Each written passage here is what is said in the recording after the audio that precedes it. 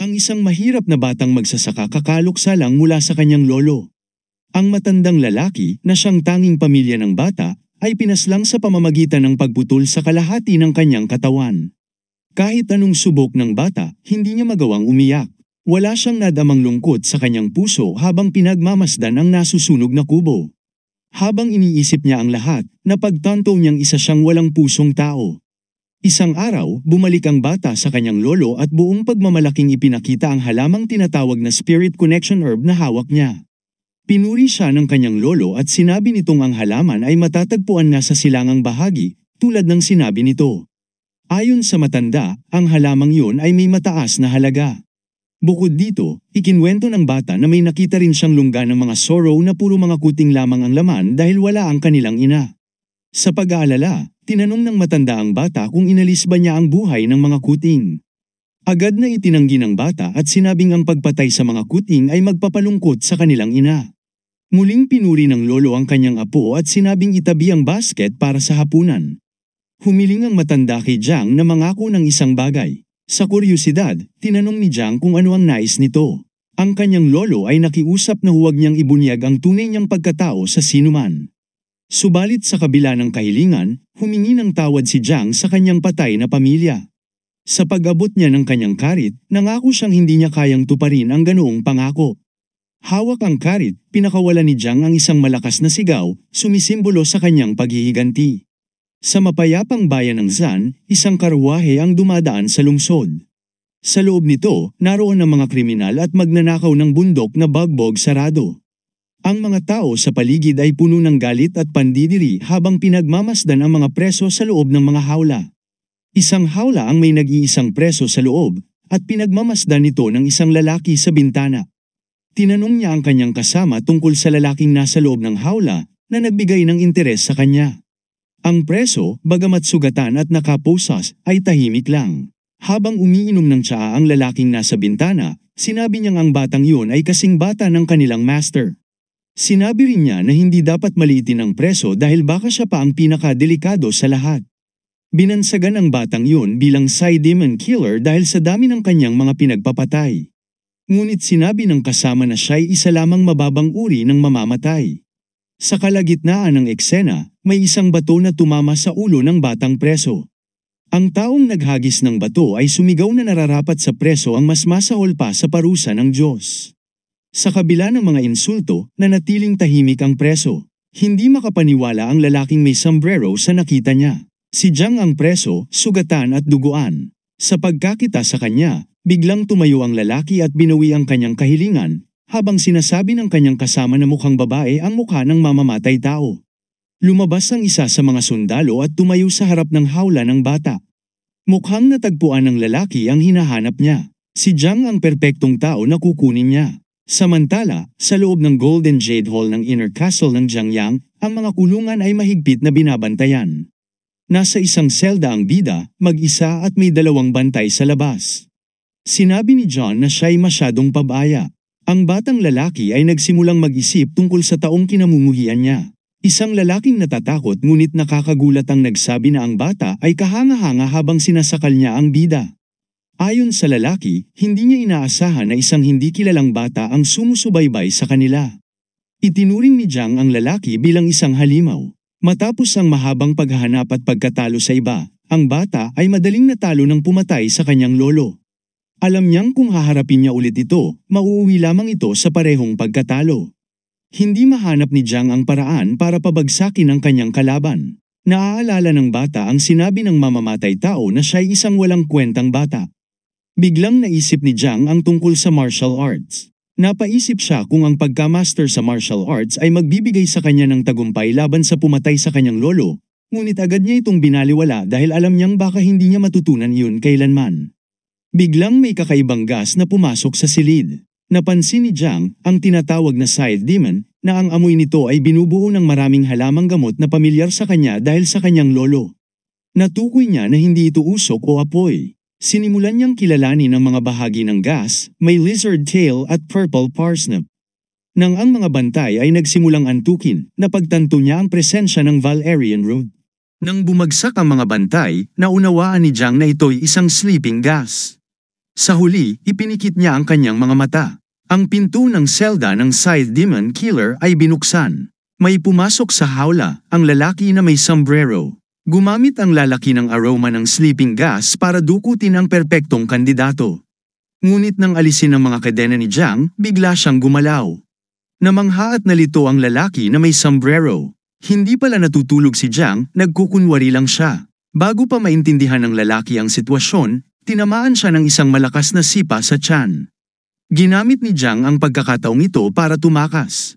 Sa kabila ng kanyang kalituhan, nakaligtas si Jiang dahil sa masamang paghahanda ng sleeping gas. Ngunit habang tumatakas, biglang nayanig ang kanyang katawan. Tinamaan siya sa likod ng maraming beses. Sinabi ng lalaki na may sombrero na naparalisa na si Jiang dahil tinamaan siya sa pressure point. Gulat si Jiang at hindi niya napansin na nakahabol na ang lalaki. Tinanong niya sa kanyang isip kung ito ba ay martial arts. Hinagis ng kidnapper si Jiang sa isang pader. Napagtanto ni Jiang na ang lalaki ay isang martial artist. Naisip niya kung ang lalaking iyon ang pumatay sa kanyang lolo, ngunit napansin niyang hindi ito ang parehong tao dahil wala itong peklat sa kaliwang mata. Biglang may lumapit sa kanila. Tinanong nito ang lalaki kung si Jiang ba ang kanyang perpektong kandidato. Ang lalaki na may belo ay nagsabi na gusto niyang makita ang loob ng kulungan ngunit natuklasan niyang ito'y nakakabagot at mabaho. Ang master ng lalaki na may sombrero ay nag-utos na bigyan siya ng upuan at patayuin si Jiang upang makita ng maayos ang mukha nito. Brutal na inupo ng lalaki na may sombrero si Jiang at itinaas ang belo ng master. Sinabi ng master na si Jiang ay kamukha niya. Namangha si Jiang sa kanyang nakita. Ang batang master na mistulang kopya niya ay naniwalang ang kanilang pagkikita ay itinatakda ng tadhana. Naiwang walang masabi si Jiang habang tumatawa ang batang master sa reaksyon niya. Sinabi ng batang master na si Jiang ay papatayin makalipas ang 2 araw. Tinanggap ni Jiang ang kanyang nakatakdang kamatayan. Sinabi ng master ni Cam na ang buhay ay hindi patas dahil siya ang batang master at ang taong nasa harapan niya ay papatayin sa kabila ng pagiging magkamukha nila. Sinabi ng mayaman na ang batang Panginoon ay nagpasya na alukin ng bilanggo ng isang bihirang pagkakataon na ikinagulat ng sugatang binata. Inalok si Jong ni Macgang Wan na palitan siya bilang ikatlong Panginoon ng dakilang Sword MCH Manor. Nagulat ang batang bilanggo sa biglaang alok. Ipinaliwanag ni Mac na ang tanging kailangang gawin ay magpalipas ng araw sa Manor, tinatamasa ang mga pribilehiyo na hindi pa niya naranasan magandang mga alipin, komportableng kama, at masasarap na pagkain. Idinagdag pa ng batang Panginoon na kapag natapos ang lahat, gagantimpalaan si Jong ng malaking halaga ng pera upang maging malaya siya saan man niya gustuhin pumunta. Ipinakita ng lalaking may sombrero sa bilanggo ang isang pulang candy na dapat niyang kainin bilang paraan ng pagtanggap sa kasunduan. Tinanong ng binata kung may lason nito, na sinagot naman ni Cam na isang paraan ito ng pag-iingat dahil bilanggo siya. Pinatotohanan ng tagapagbantay ng batang Panginoon na ang herbalista ang magbibigay ng lunas kapag natapos na ang trabaho at tinanong si Jong kung ano ang magiging pasya niya. Habang tinitingnan ng candy, inalala ng binata ang kanyang yumaong lolo at ang kanyang ikalawang pagkakataon. Nagdesisyon si Jong na kainin ang candy. Pinanood ni Cam at Mac habang nilulunok niya ang lason. Isang masamang ngiti ang lumitaw sa mukha ng batang Panginoon. Sa wakas, si Jong, ang killer ng Demon Sidekick, ay binigyan ng isa pang pagkakataon upang paghigantihan ang pagkamatay ng kanyang lolo. Nanatiling seryoso ang ekspresyon ni Jong habang nilulunok ang pulang candy. Tinanong ni Jong si Mac kung talagang makakamtan niya ang pagkakataong yun. Pinuri siya ng batang Panginoon sa kanyang naging desisyon. Inutusan ni Mac ang kanyang tagapagbantay na tanggalin ang mga posas at ang seal sa pressure point na inilagay sa herbalista. Tulad ng iniutos, tinanggal ang mga pressure points at kasunod nito, ang mga posas. Malaya nang makagalaw si Jong at nakaramdam ng ginhawa. Sinabi ni Cam sa kanyang Panginoon na siya ang mag-aakay papunta sa labasan at dapat sundan siya mula sa likod, ngunit inutusan si Jong na maglakad sa unahan. Sinigurado ng lalaking may sombrero na walang panganib sa daraanan. Nagulat si Cam nang makita ang bilanggo na hawak ang ulo ng kanyang Panginoon. Pinilipit ng Demon Side Killer ang leeg ng ikatlong batang Panginoon hanggang sa mabali ito. Napanganga si Guard Cam sa biglaang brutal na pagkamatay ng kanyang Panginoon. Bumagsak sa lupa ang bangkay ni Mac. Biniro ng demonyo ang kanyang pagpatay bilang isang maliit na pagkakamali at tinanong ang lalaking may sombrero kung ano ang gagawin niya susunod. May tusong ngiti, Inangkin ng madugong batang demonyo na pinatay niya ang peking gusali at sinunog ang mga tao sa loob nito. Bago pa siya maaresto, may taong naglalakad dala-dala ang isang pugot na ulo sa gitna ng apoy. Ninanamnam ni Jong ang sandali habang inaatake ang lahat ng nasa silid gamit ang kanyang scythe.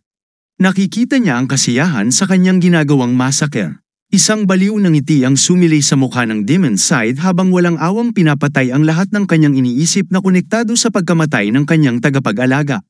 Habang pinagmamasdan ang mga bangkay at dugo sa sahig, napagtanto ng binata na ang massacre na ito ang nagdulot sa kanya ng kasiyahan. Naisip ni Jong ang tunay na kalikasan na sinasabi ng kanyang lolo. Ang scythe ng Demon Boy ay basang-basa na ng dugo. Habang inihahagis ang ulo sa kanyang kamay, naisip niya ang ekspresyon sa kanyang mukha habang ginagawa ang massacre. Ang kamay ng binata ay basang-basa ng dugo, at habang nawawala sa kanyang mga iniisip, nagulat ang baliw na demonyo na makita ang ngiti sa kanyang mukha. Naalala ni Jong ang mga salita ng kanyang lolo at nagtanong kung ito nga ba ang sinasabi ng matanda. Ang huling taong buhay ay nakiusap sa serial killer na patawarin siya. Napaisip si Jong kung siya nga ba'y tunay na masama. Hindi na sigurado ng Demon Slayer ang kanyang tunay na kalikasan. Habang patuloy na nakatuon si Jang sa pagpatay sa huling lalaking buhay, bigla siyang tinamaan ng isang nakakagulat na malakas na sipa sa tiyan. Isang misteryosong mandirigma ang nagpadala kay Jang na tumilapon patungo sa pader. Bumangga si Jang sa pader ng may matinding bilis, at habang sinusubukan niyang tumayo, napansin ng mandirigma ang kanyang lakas ng loob. Samantala, ang natitirang lalaki ay tumakas, iniwan si Jang sa harap ng taong may peklat. Ang mandirigmang may peklat ay nagulat na buhay pa si Jang matapos ang kanyang malakas na atake. Habang hinihintay niyang tumayo si Jang, sinabi niyang kamangha-mangha ang tibay ng binata. Nang makabangon si Jang, napagtanto niyang ang taong may peklat ay isang malaking banta sa kanya. Nagpakilala ang mandirigma sa pamamagitan ng isang perpektong postura sa pakikipaglaban, at agad niyang napansin na walang kaalaman si Jang sa martial arts. Sa isang iglap, tumakbo ang mandirigma patungo kay Jang, na nagsasabing ang Demon Boy ay nakaligtas sa kanyang pinakamalakas na galaw. Nang dumating ang mandirigma, hinawakan ito si Jang sa leeg. Sa kabila ng sakit, nagulat si Jang sa bilis at lakas ng kanyang kalaban. Sinabi ng mandirigma na hindi niya inaasahang ang sinusundan niya ay isang inosenteng bata sa martial arts.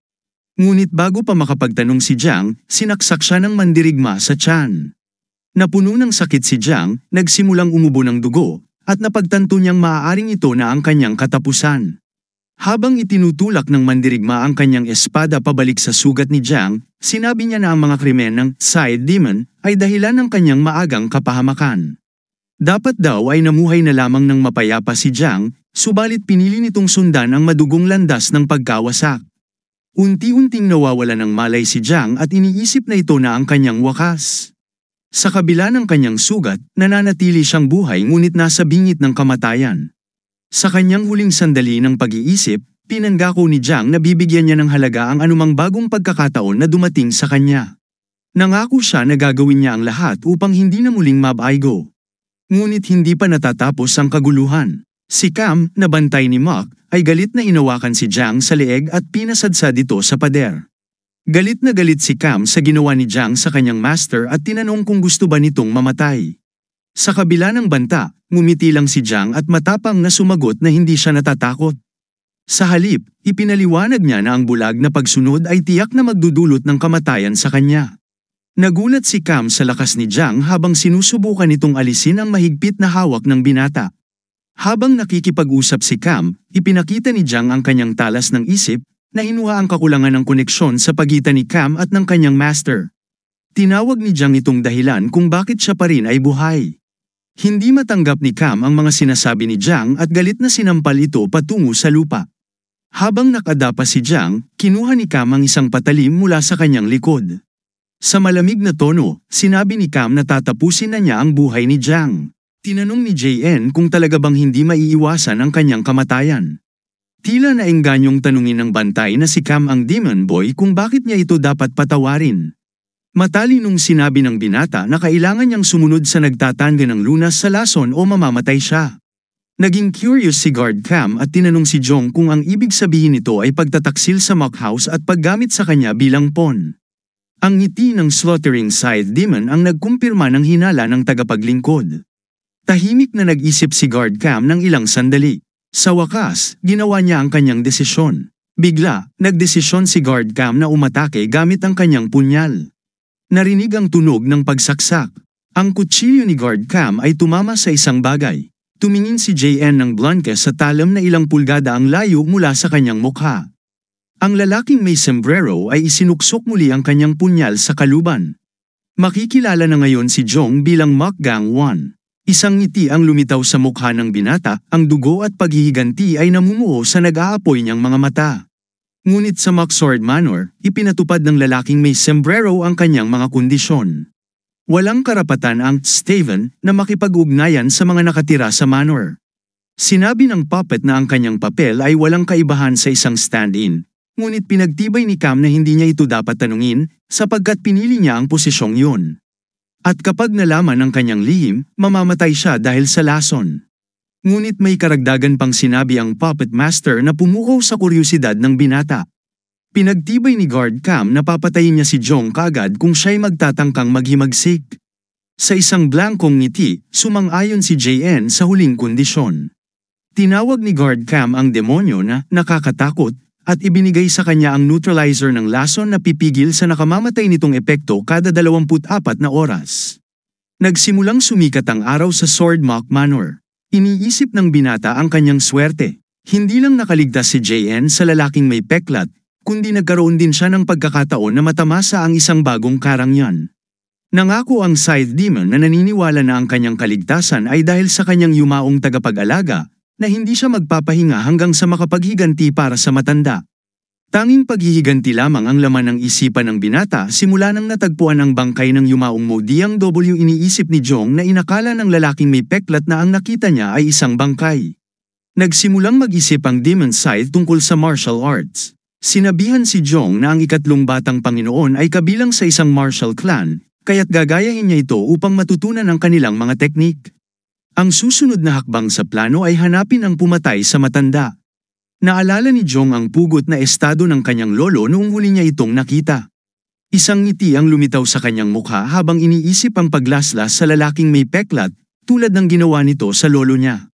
Tanghali na, ang binata ay nagpapasalamat sa kanyang kaligtasan habang kinakain ang kanyang pagkain. Iniisip niya ang pagkakataong matutunan ang martial arts.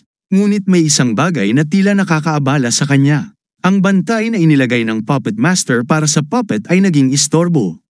Ang disipulo ni Guard Cam na si Gowan ang nagbabantay sa pasukan ng silid. Tila naiirita si Gowan. Iniisip niya na naging malambot ang kanyang master at nagtaka kung ano ang meron sa Demon Boy na walang alam sa martial arts.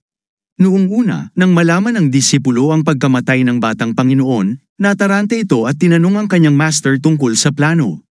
Pinutol ni Cam ang maingay na disipulo sa kalagitnaan ng pagsasalita upang patahimikin ito. Ipinaalam ni Cam sa kanyang estudyante na nananatili ang kanyang papel. Inutusan ng master si Gowan na bantayan si Jong at tiyaking hindi ito lalabas ng silid hanggang makaisip siya ng bagong plano. Matapos makaisip ng bagong plano, nagdesisyon si Guard Cam na alisin si JN. Plano niyang lumipat sa panig ng kaaway matapos itapon ang binata. Binanggit ni Gowan na si Jong ay Nolason. Sa kanyang palagay, ang binata ay walang kakayahang maghimagsik. Ngunit habang binabanggit niya ang tungkol sa yumaong Mock, naakit siya sa sinabi ng kanyang master na ang binata ay hindi ito. Pinagtibay ni Guard Cam na ang Demon Boy ay uri ng mapaghimagsik at mabilis mag-isip, sapagkat napilitan itong baliin ang leeg ng ikatlong master upang nakawin ang kanyang pagkakakilanlan. Habang nagpatuloy sila, ipinaliwanag ng master sa kanyang disipulo kung gaano kalaki ang panganib ng pakikisalamuha sa slaughtering scythe demon. Naiinis si Gowan dahil hindi niya matutulan ang kanyang master, na inutusan siyang bantayan ng isang laso ng bata na niwala pang alam sa martial arts. Naririnig ni JN ang bantay na padabog na tumatapak sa sahig dahil sa inis.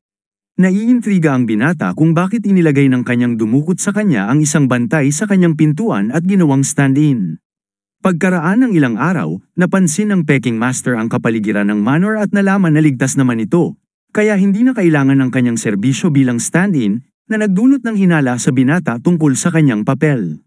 Teorya ni Jong na hindi sasabihin ni Guard Cam ang totoong dahilan ng kanyang presensya. Isang ngiti ang lumitaw sa mukha ng baliw na binata. Sa wakas, napagtanto ng baliw na si Jong na ang layunin ng puppet master ay sumali sa panig ng kalaban. Habang nagbabantay pa rin sa pintuan si Goan, nakatulog ito ng nakatayo.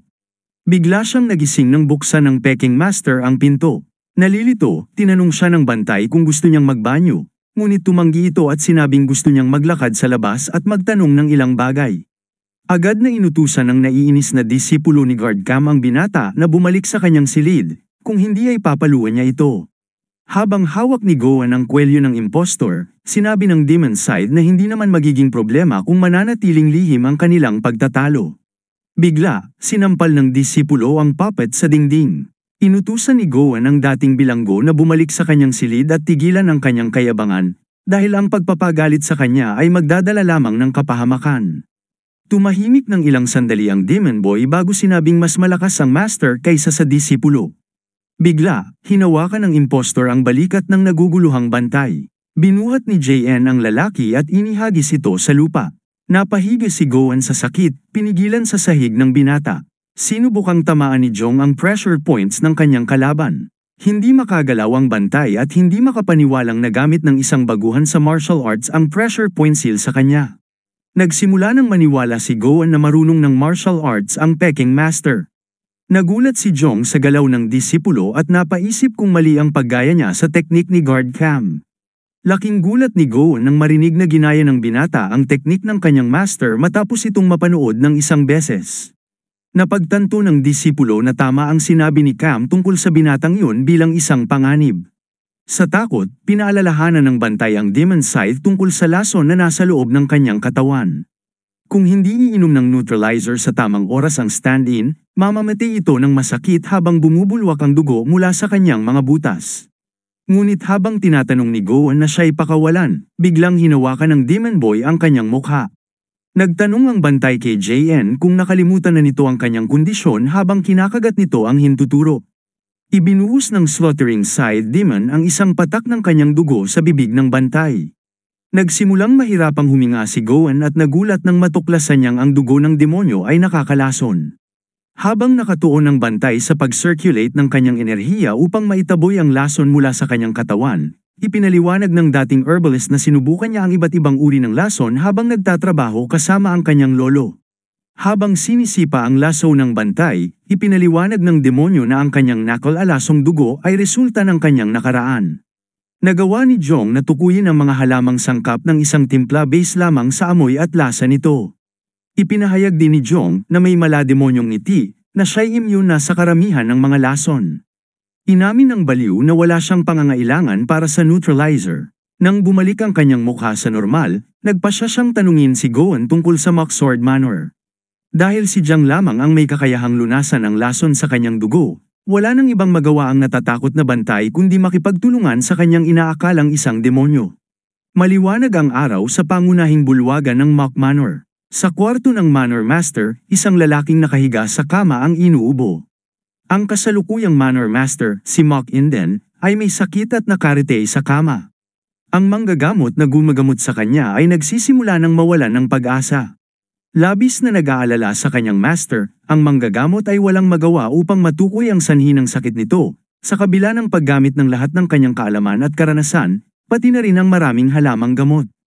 Iniisip ng doktor na mas naging maingat sana kung pumili ng tagapagmana ang master ng mas maaga, dahil hindi niya pinili ang isa sa 4 niyang anak bilang tagapagmana bago siya nagkasakit. Ang manor ay puno ng katahimikan bago sumiklab ang kaguluhan.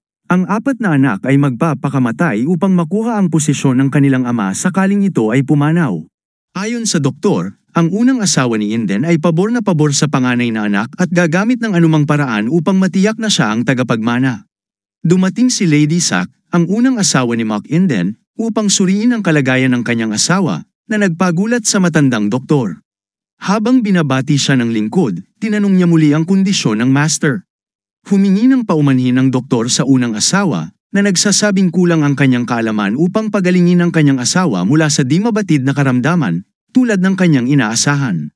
Dahil walang magawa ang medisina, nagpasya si Lady Sak na humingi ng tulong sa shamanistic arts, na ikinagulat ng doktor. Binalaan siya ng matandang doktor na ang shaman practices ay pawang mga kahangalan na hindi dapat gawin. Ngunit pinutol siya ni Lady Sack, sinasabing hindi niya hahayaang mamatay ang Manor Master nang hindi man lang sinusubukan. Habang sinusubukan ng doktor na ipagtanggol ang kanyang sarili, ipinagutos ni Lady Sack sa mga lingkod na alisin ang doktor sa kwarto. Sinabi niya na hindi na nila kailangan ang serbisyo ng doktor, dahil tinawag na niya ang isang shaman at buo na ang kanyang pasya. Inutusan ni Lady Sack ang kanyang mga lingkod na huwag hayaang makapasok ang kahit sino sa pangunahing bulwagan upang makapag-focus ang shaman sa pagpapagaling sa kanyang asawa. Sa mabagsik na tono, binigyang diin ng unang asawa na walang sino man ang dapat makialam. Samantala, gumawa ng ulat si Goan tungkol sa kalagayan ng Manor para sa peking anak.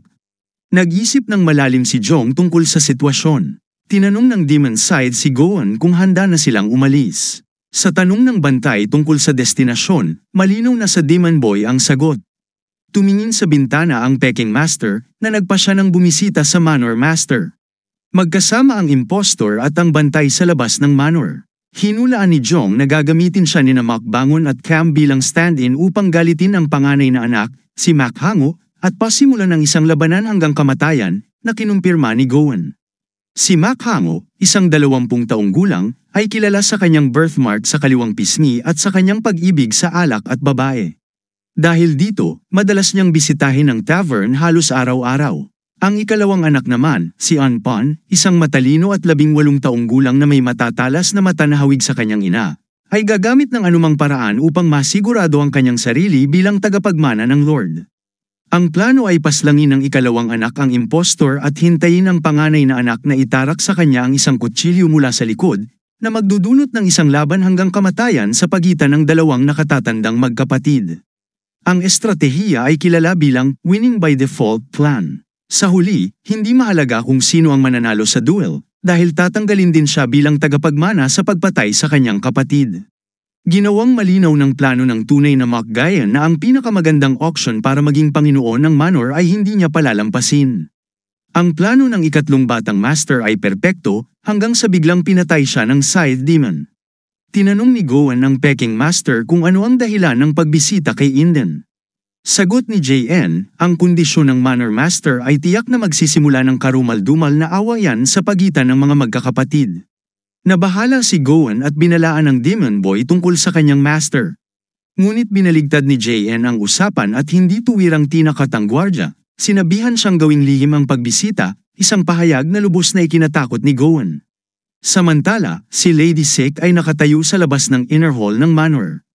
Isang matandang lalaki ang papalapit sa kanya at sa pasukan ng gusali. Ang misteryosong ermitanyo na ito ay si Mayo Shin, isang shaman na kilala sa kanyang mga kakayahan. Pinayagan ni Lady Sick ang matanda na gamutin ng Manor Master, base sa magagandang narinig niya tungkol dito. Nagpasalamat ang shaman at sinabing kailangang magamot agad ang Manor Master upang maiwasan ang mas malubhang kasawiang palad. Ayon kay Mayo Shin, dapat walang ibang tao sa paligid habang ginagamot ang Master, isang kondisyon na nasunod na ng unang asawa. Bago pumasok ang shaman, ipinaalala ni Lady Sick ang kanilang lihim na kasunduan. Kailangang makuha ni Mayo Shin ang sekreto ng manual at ang Manor Seal. Kapalit nito, bibigyan siya ng 300 silver coins. Tumango si Mayo Shin at nagpasalamat, pagkatapos ay pinaalis ni Lady Sick ang mga lingkod sa lugar.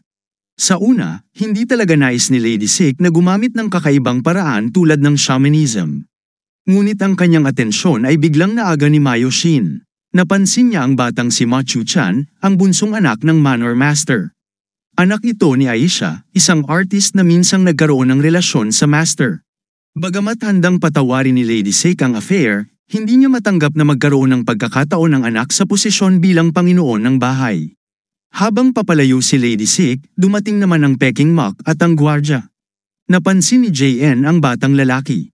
Ipinaliwanag ni Goan na si Ma Chu-chan ang bunsong anak ng Manor Master na tila nagpa-practice ng martial arts. Si Ma Chu-chan ang paborito para maging tagapagmana dahil sa kanyang pagsusumikap, talento at mabuting ugali na namana sa ama. Tinanong ni JN kung tunay na pagsasanay ang ginagawa ng bunso. Ipinaliwanag ni Goan na nag-e-ensayo ito ng lower body strength gamit ang horse steps na siyang pundasyon ng martial arts. Naunawaan ng Peking Master ang kahalagahan nito at nagtanong kay Goon kung posible bang talunin ang kanyang master sa pamamagitan ng martial arts. Nagulat si Goon sa tanong at nataranta. Napagtanto niyang nalaman na ng Demon Boy ang plano ng kanyang master. Gayunpaman, sinagot ni Goon ang tanong, ipinaliwanag na ang martial arts ay nakasalalay sa internal training. Na-curious si JN at humingi ng halimbawa. Ipinaliwanag ni Goon ang tungkol sa paggamit ng Tune Action upang linisin ang enerhiya ng kalikasan sa paligid at makaipon ng Kai upang tumibay. Ngunit ipinaalala ni Goon na ang Kai ay hindi maaaring maipon sa loob ng isang araw lamang. Kahit na matutunan ni JN ang mga mararangal na sining, mahirap talunin si Guard Cam dahil sa kanyang naipon ng Kai at napakahusay na mga teknikal na kasanayan. Sinabi ni JN na imposible siyang mapatay ng maaga na kinumpirma naman ni Goon. Sa loob ng kanyang isipan, natuwa si Goon. Sigurado siyang hindi magtatagumpay ang Demon Boy sa pagsisikap nitong makalakam ng Kai. Sinabi niya na ang internal training ay kailangang simulan sa tamang edad sa pagitan ng 5 at 9 na taong gulang. Kung hindi, magdudulot ito ng pag-ipon ng negatibong enerhiya na magiging dahilan ng kahirapan sa pagmaster ng Kai. Habang pinagmamasdan ng Demon Boy, lihim na napangiti si Goon, iniisip na walang paraan para magtagumpay ang Peking Master sa pagkontrol ng Kai. Biglang naging walang emosyon ang mapanlinlang at mapanganib na mga mata ni JN na ikinabahala ng gwardyang si Goon. Habang pinagmamasdan ang mga mata ng Demon Boy, inamin ni JN kung gaano niya gustong tusukin ang sakim na mga mata ni Goon. Bumalik ang ngiti sa mukha ni JN at tinanong niya ang batang gwardya kung nais nitong maging tao niya. Sa gulat, tinanggap ni Goon ang alok ng kanyang bagong master. Sa isip ni JN, malabong matalo niya si Guard Cam sa kasalukuyan niyang kalagayan, at mahirap rin itong gawing kakampi dahil sa kawalan ng tiwala. Sa pag-uusap, iminungkahi ni Goon na umalis sila ng maaga, na nagdulot ng kuryusidad sa Peking batang master. Ayon kay Goon, galit ang bunsong anak na si Yukon sa pangatlong anak na si Jan dahil sa isang insidenteng kinasangkutan ng kanilang ina. Ininsulto raw ni Jan ang ina ni Yukon, na nagdulot ng matinding bagbog mula kay Yukon. Natuwa ang Peking Master sa kwento at tumawa ng malakas, sinasabing mabutit hindi winasak ni Yukon ang katawan ng kanyang nakatatandang kapatid. Hiniling ni Goon sa kanyang bagong master na umalis ng maayos upang hindi magdulot ng di inaasahang problema. Pumayag si JN habang si Yukon ay nakatuon lamang sa kanyang masakit na pagsasanay sa martial arts. Sa paglubog ng araw, kalmado ang loob ng inner hall ng manor. Sa loob, nakakabit ang mga pulang tali na may mga pilak na barya sa buong silid. Ang matandang shaman na si Mayoshin ay naglagay ng pulang lambat sa 4 na paa ng Manor Master. May masamang enerhiya sa dibdib ng Manor Master na dahilan ng kanyang sakit. Sinabi ni Mayoshin na ang enerhiya ng pagpatay na ito ay sapat na para pumatay ng isang ordinaryong tao, ngunit pinatunayan nito na ang Manor Master ay isang tunay na martial artist. Dahil matagal nang nananatili ang masamang enerhiya sa kanyang katawan, isa lamang sa 2 ang tsansa niyang mabuhay. Ngunit hindi alintana ng shaman ang resulta dahil nakatuon siya sa utos ng unang asawa. May hawak na pulang tinta ang shaman at nagsimula ng seremonya. Inilagay niya ang isang magic talisman sa ibabaw ng masamang enerhiya at nagdasal upang alisin ang sumpa mula sa isip ng Manor Master. Gayunpaman, napansin niyang maliit lamang ang enerhiyang lumalabas mula sa katawan ng Manor Master. Dahil dito, binago ni Mayoshin ang dasal sa isang enlightenment prayer. Biglang namula ang mga mata ng Manor Master habang siya'y napapahiyaw sa sakit. Sa kalagitnaan ng seremonya, isang pulang tali ang naputol na ikinabahala ng shaman. Naisip niyang baka may pumasok sa silid na mahigpit na ipinagbabawal sa puntong iyon ng ritual. Isang malakas na pagsabog ng masamang enerhiya ang nagpalipad sa shaman. Napasubsob siya sa mga paa ng isang tao. Nagulat si Mayoshin sa presensya ng mga bagong dating. Habang nagtanong ang gwardya kung ano ang nangyayari, nagulat si Goon sa kalagayan ng Manor Master. Agad namang itinanggi ng shaman na kilala niya ang Manor Master. Habang papalapit si JN sa Manor Master, nagtipon ang Demon Boy ng kanyang mga kamay bilang pagbati. Nagulat ang shaman nang makita ang Peking pangatlong anak sa harap ng kanyang naghihirap na ama. Sa isang magalang na tono, binati ni JN ang Manor Master, ang ama ng lalaking pinaslang niya. Isang malakas na boses ang pumihil sa kanilang presensya. Ipinaalala ni Mayoshin na bawal ang kahit sino, kahit ang mga anak ng Manor Master, na pumasok sa silid ayon sa utos ng unang asawa. Naubos ang pasensya ni Gowen at tinanong niya ang matandang alchemist kung ano ang karapatan nitong palayasin sila. Ipinaliwanag ni Myoshin na ang karamdaman ng Manor Master ay lumalala dahil sa masamang enerhiya na hindi niya na-contain, na nagbukas ng mata ni Gowen sa posibilidad na ang shaman ay isang alchemist. Nagsimula ng magmakaawa si Myoshin sa dalawa na umalis na sa silid dahil sa takot na lumala ang sitwasyon. Ngunit ang kaguluhan ay biglang natigil nang marinig ang tunog ng paglunok ng Manor Master. Napukaw ang interes ni Jong at Gowen, habang ang alchemist naman ay takot na takot sa itsura ng may sakit. Ang Manor Master, na puno ng laway, ay muling nagsimulang magwala. Namumula ang kanyang mga mata habang sumisigaw siya sa sakit.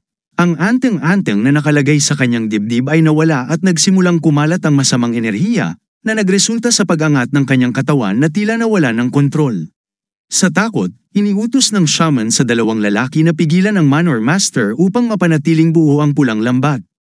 Habang lumilipas ang oras, mabilis na sinasakop ng masamang enerhiya ang katawan ng Manor Master. Nang mahawakan ni Jong at Gowen ang sinapian, ginamit ng alchemist ang kanyang anteng-anteng sa noo ng Manor Master upang pigilan ang masamang espiritu sa pamamagitan ng pagsipsip ng enerhiya nito at paggamot sa karamdaman. Ngunit ang masamang espiritu ay matindi ang paglaban. Pilit nitong nilalabanan ang incantation habang unti-unting winawasak ang katawan ng Manor Master. Biglang hinawakan ng may sakit ang braso ni Gowen at sa isang iglap, tinalian nito ang braso ng gwardya sa isang nakakakilabot na paggalaw. Napasigaw si Gowen sa sakit habang inamin ng alchemist na pinalalakas ng sumpa ang pisikal na lakas ng Manor Master. Dahil dito, bumagsak ang isa sa mga poste ng pulang lambat. Agad na binalaan ni Myoshin ang dalawa na ang masamang enerhiya ay maaaring lumipat sa ibang katawan. Natakot si Gowen sa babala, ngunit bago pa man niya masisi ang may sakit, nakita niyang gumagapang na ang masamang espiritu papunta sa kanyang braso. Habang malapit nang ilipat ang masamang espiritu kay Gowen, biglang lumitaw si Jong mula sa likuran, may hawak na espada. Sa isang hindi inaasahang galaw, pinutol ng peking anak ang braso ng Manor Master. Hindi makapaniwala ang gwardya at ang shaman sa ginawa ng batang master na tila kalmado pa rin.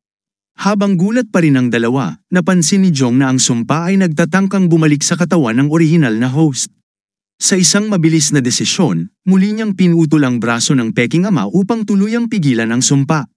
Labis na natakot si Gowen sa kanyang bagong master na tila isang demonyo sa anyo ng tao. Ang cursed na bahagi ng katawan ng Manor Master ay gumagalaw pa rin sa sahig.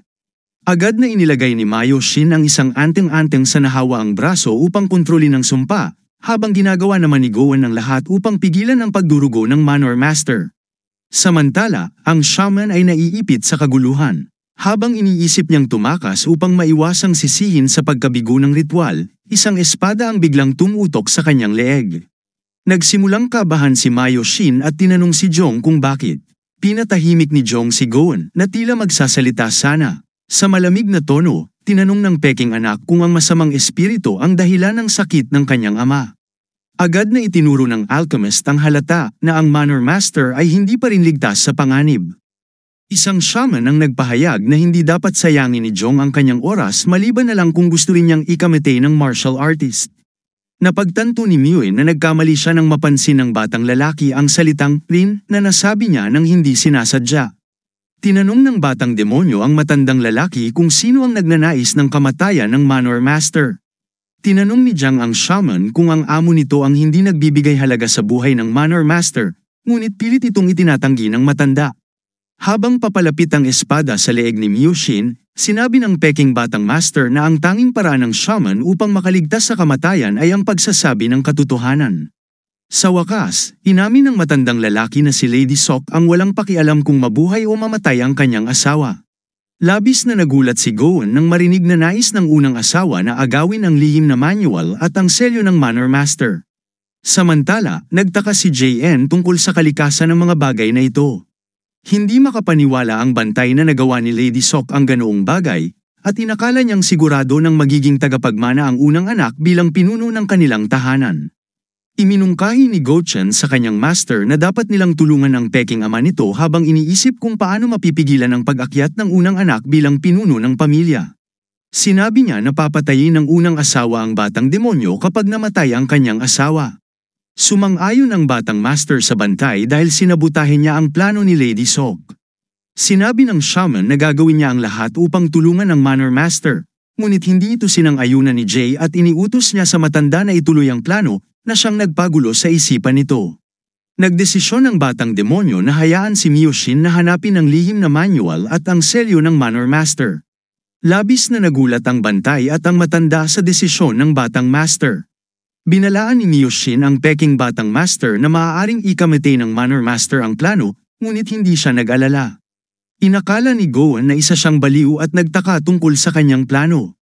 Tahimik na ngayon ang silid. Ginamit ng matandang shaman ang mga natitirang bahagi ng pulang sapot upang ikabit ang isinumpang braso sa isang kahoy na manika.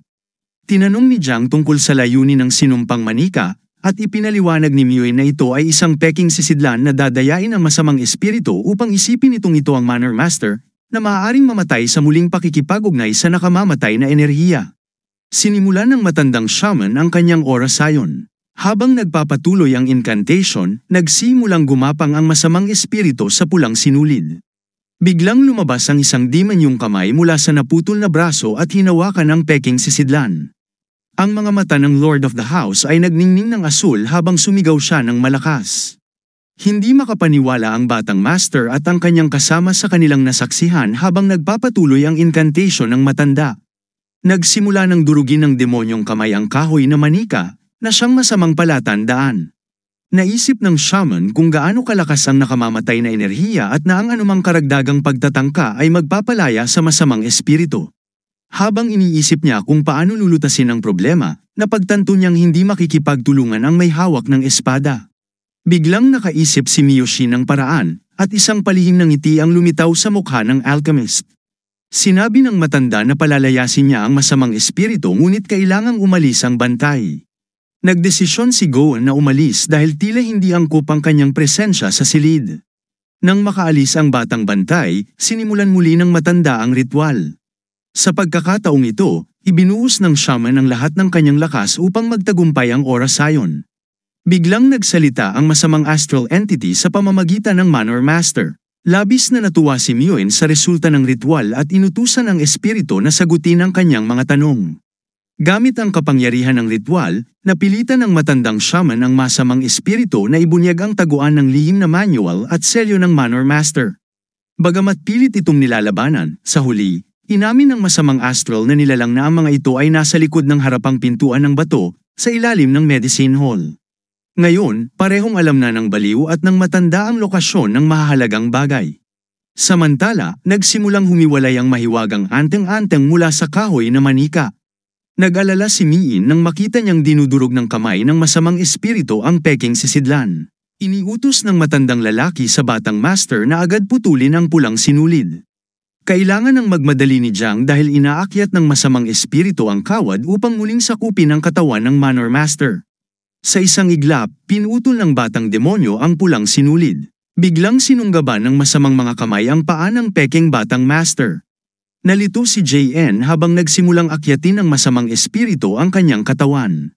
Napatingin ang demonyong bata sa matandang shaman nang may pagtataka. Isang masamang ngiti ang lumitaw sa mukha ni Miyoshin habang tuluyang nilamon ng masamang espiritu ang batang may hawak ng espada. Ganap ng sinakop ng masamang astral na nilalang si Jiang habang nilagyan ito ng anteng-anteng ang batang lalaki. Naisip ng matanda na ang espiritu ay may masamang hangarin mula pa sa simula at anumang oras ay maaaring makatakas ito. Itinuring niyang maswerte siya sa paggamit ng batang demonyo bilang sisidlan. Samantala, nakuha ni Miyoshin ang mga hinahanap na bagay at napalaya mula sa plano ng ikatlong master na ipasa sa kanya ang responsibilidad sa mga naganap na trahedya. Ang batang lalaki ay nawalan ng malay at hindi makagalaw. Ang galit na masamang espiritu ay lumabas na isang malagkit at madilim na usok. Sa kanyang galit, nagpasya ang espiritu na huwag patawarin ang nagpakulong sa kanya sa kahoy na manika. Inakala ng masamang espiritu na ang bago nitong sisidlan ay ang mismong nanloko sa kanya at natuwa siya sa kabataan nito. Ang peking Jiang ay habang buhay nang makukulong sa kanyang sariling isipan, habang ang masamang astral na nilalang ang kumokontrol sa kanyang kabataang katawan sa halip na sa katawan ng matandang Manor Master. Samantala, si Jiang ay natagpuan ng kanyang sarili sa isang tahimik at maaraw na lugar na pamilyar sa kanya. Suot ang kanyang mga lumang damit, nasa harap siya ng isang mahinahong bukal ng tubig. Kilala niya ang lugar bilang ang tabigang palagi niyang binabalikan noon. Isang bundok na tahimik at nakatanim sa alaala ng batang demonyo ang lugar na ito dahil madalas niya itong puntahan. Habang pinupuno ang kanyang balde ng tubig, naramdaman niyang parang kakaiba ang lugar na ito sa pagkakataong ito. May kakaibang pakiramdam na tila may hindi siya maalala. Biglang nagulat si Jiang sa madilim na usok na lumitaw mula sa likod ng mga puno. Galing ang apoy sa direksyon ng kanilang tahanan. Iniwan niya ang lahat at nagmadaling tumakbo pauwi sa kanyang tagapag-alaga. Takbo ng takbo ang batang lalaki nang mabilis hanggat kaya niya. Nagdarasal siya para sa kaligtasan ng matanda, hiling ng buong puso ang kaligtasan ng kanyang kamag-anak. Nang dumating si Jiang sa lugar, nanlumo siya sa kanyang nakita. Agad siyang nagpunta sa kanyang lolo na natagpuang nahati ang katawan. Buong desperasyong sinubukan ni Jiang na gisingin ang patay na lalaki. Nasa pagde-deny siya at iniisip kung sino ang gumawa ng karumal-dumal na krimen. Ang batang lalaki, na ngayoy galit na galit, ay hindi matanggap ang pagkawala ng kanyang kaisa-isang pamilya. Sa sandaling ito, naunawaan ni JN kung gaano niya kamahal ang kanyang tanging kamag-anak. Ang masamang espiritu, na nagmamasid sa kalungkutang nararamdaman ng bata, ay natuklasan ang nakatagong hangarin sa ilalim ng kanyang puso. Nagdesisyon itong pakialaman ang alaala ng bata. Ang itim na enerhiya ay damaykit sa ulo ng batang lalaki at narating ang kanyang mga tainga. Narinig niya ang isang boses na nagtatanong kung ano ang kanyang ginagawa, habang ang madilim na enerhiya ay umabot na sa kanyang mga mata. Hindi makapaniwala si Jiang sa kanyang naririnig. Ang kanyang minamahal na lolo ang tumatawag sa kanya para humingi ng tulong. Sinabi ng matanda na magmadali siya. Sa pagkakataong ito, hirap ng paniwalaan ng batang lalaki ang kanyang sariling mga mata. Tuluyan ang nilamon ng madilim na enerhiya ang pananaw ni Jiang. Agad na niyakap ni Jay ang kanyang nalilitong lolo. Ang matanda, na malapit ng bumagsak, ay nagtanong sa kanyang apo kung bakit bigla na lamang siya naging malapit dito, bagay na hindi maipaliwanag ni Jiang. Napuno ng luha ng kasiyahan ang mga mata ng bata, iniisip na palagi niyang makakasama ang kanyang tagapag-alaga na sa hindi maipaliwanag na dahilan ay pinanatili siyang buhay hanggang ngayon. Sa isang sulok, tumatawa ang masamang astral na nilalang habang pinagmamasdan ang ilusyon ng lolo na yakap-yakap ang bata. Tuwang-tuwa ang masamang espiritu sa kanyang ginawa. Ang mga alaala ng nawalang magagandang nakaraan ay itinuring nitong tunay na kaligayahan. Habang nagtatanong si Jiang sa kanyang lolo kung bakit siya pinangalan ng Jiang, ayon sa karakter ng pagiging matuwid, ang masamang astral na nilalang ay masayang-masaya na ang kanyang bitag ay unti-unti nang bumabalot. Habang pinagmamasdan nito ang tagumpay ng kanyang panlilinlang, biglang tumingin si Jiang, ang demonyong may karit, sa kinaroroonan ng masamang espiritu. Hindi makapaniwala ang masamang nilalang sa kanyang nakikita. Bigla siyang sinunggaban ni Jiang sa mukha. Sinabi ni Jiang na pinaalala ng demonyo sa kanya ang isang napakasakit na pangyayari. Habang nagugulat pa rin ang masamang espiritu na natagpuan siya ng bata, napuno ng galit ang bata dahil ginamit ng espiritu ang imahe ng kanyang namatay na lolo. Ayon kay Jiang, hindi naintindihan ng masamang espiritu ang isang bagay, upang makamit ang kaligayahan at paghihiganti, dapat ay nagpakita ito ng isang mas makahulugang ilusyon. Tumawa si Jiang, nagsasabing dapat ay lumikha ang demonyo ng ilusyon kung saan sinisira niya ang pumatay sa kanyang lolo, na siyang magdudulot sa kanya ng tunay na saya at kaligayahan. Napansin ng masamang espiritu na may kakaibang dumadaloy sa kamalayan ng bata, isang masamang balat kayo ng pagnanasa sa karahasan na magpapangilabot kahit sa mga espiritu ng mga yumao. Ang madilim na enerhiya ay nasa kamay na ngayon ng batang demonyo. Nagawa ni Jiang na ituon ang enerhiya ng nalilitong espiritu sa kanyang katawan papunta sa kanyang kamay. Hindi makapaniwala ang masamang astral na nilalang na ang isang buhay na nilalang ay maaaring magtaglay ng ganoong uri ng pagnanasa, ngunit napansin itong kontrolado iyon ng isang hindi maipaliwanag na puwersa. Sa wakas, sinagot ng lolo ang tanong ni Jiang tungkol sa kanyang pangalan. Inamin ng matanda na pinangalanan niya ang kanyang apo bilang Jiang dahil, kahit na siya'y naiiba sa iba, lagi niyang hinangad na magkaroon ito ng mabuting puso.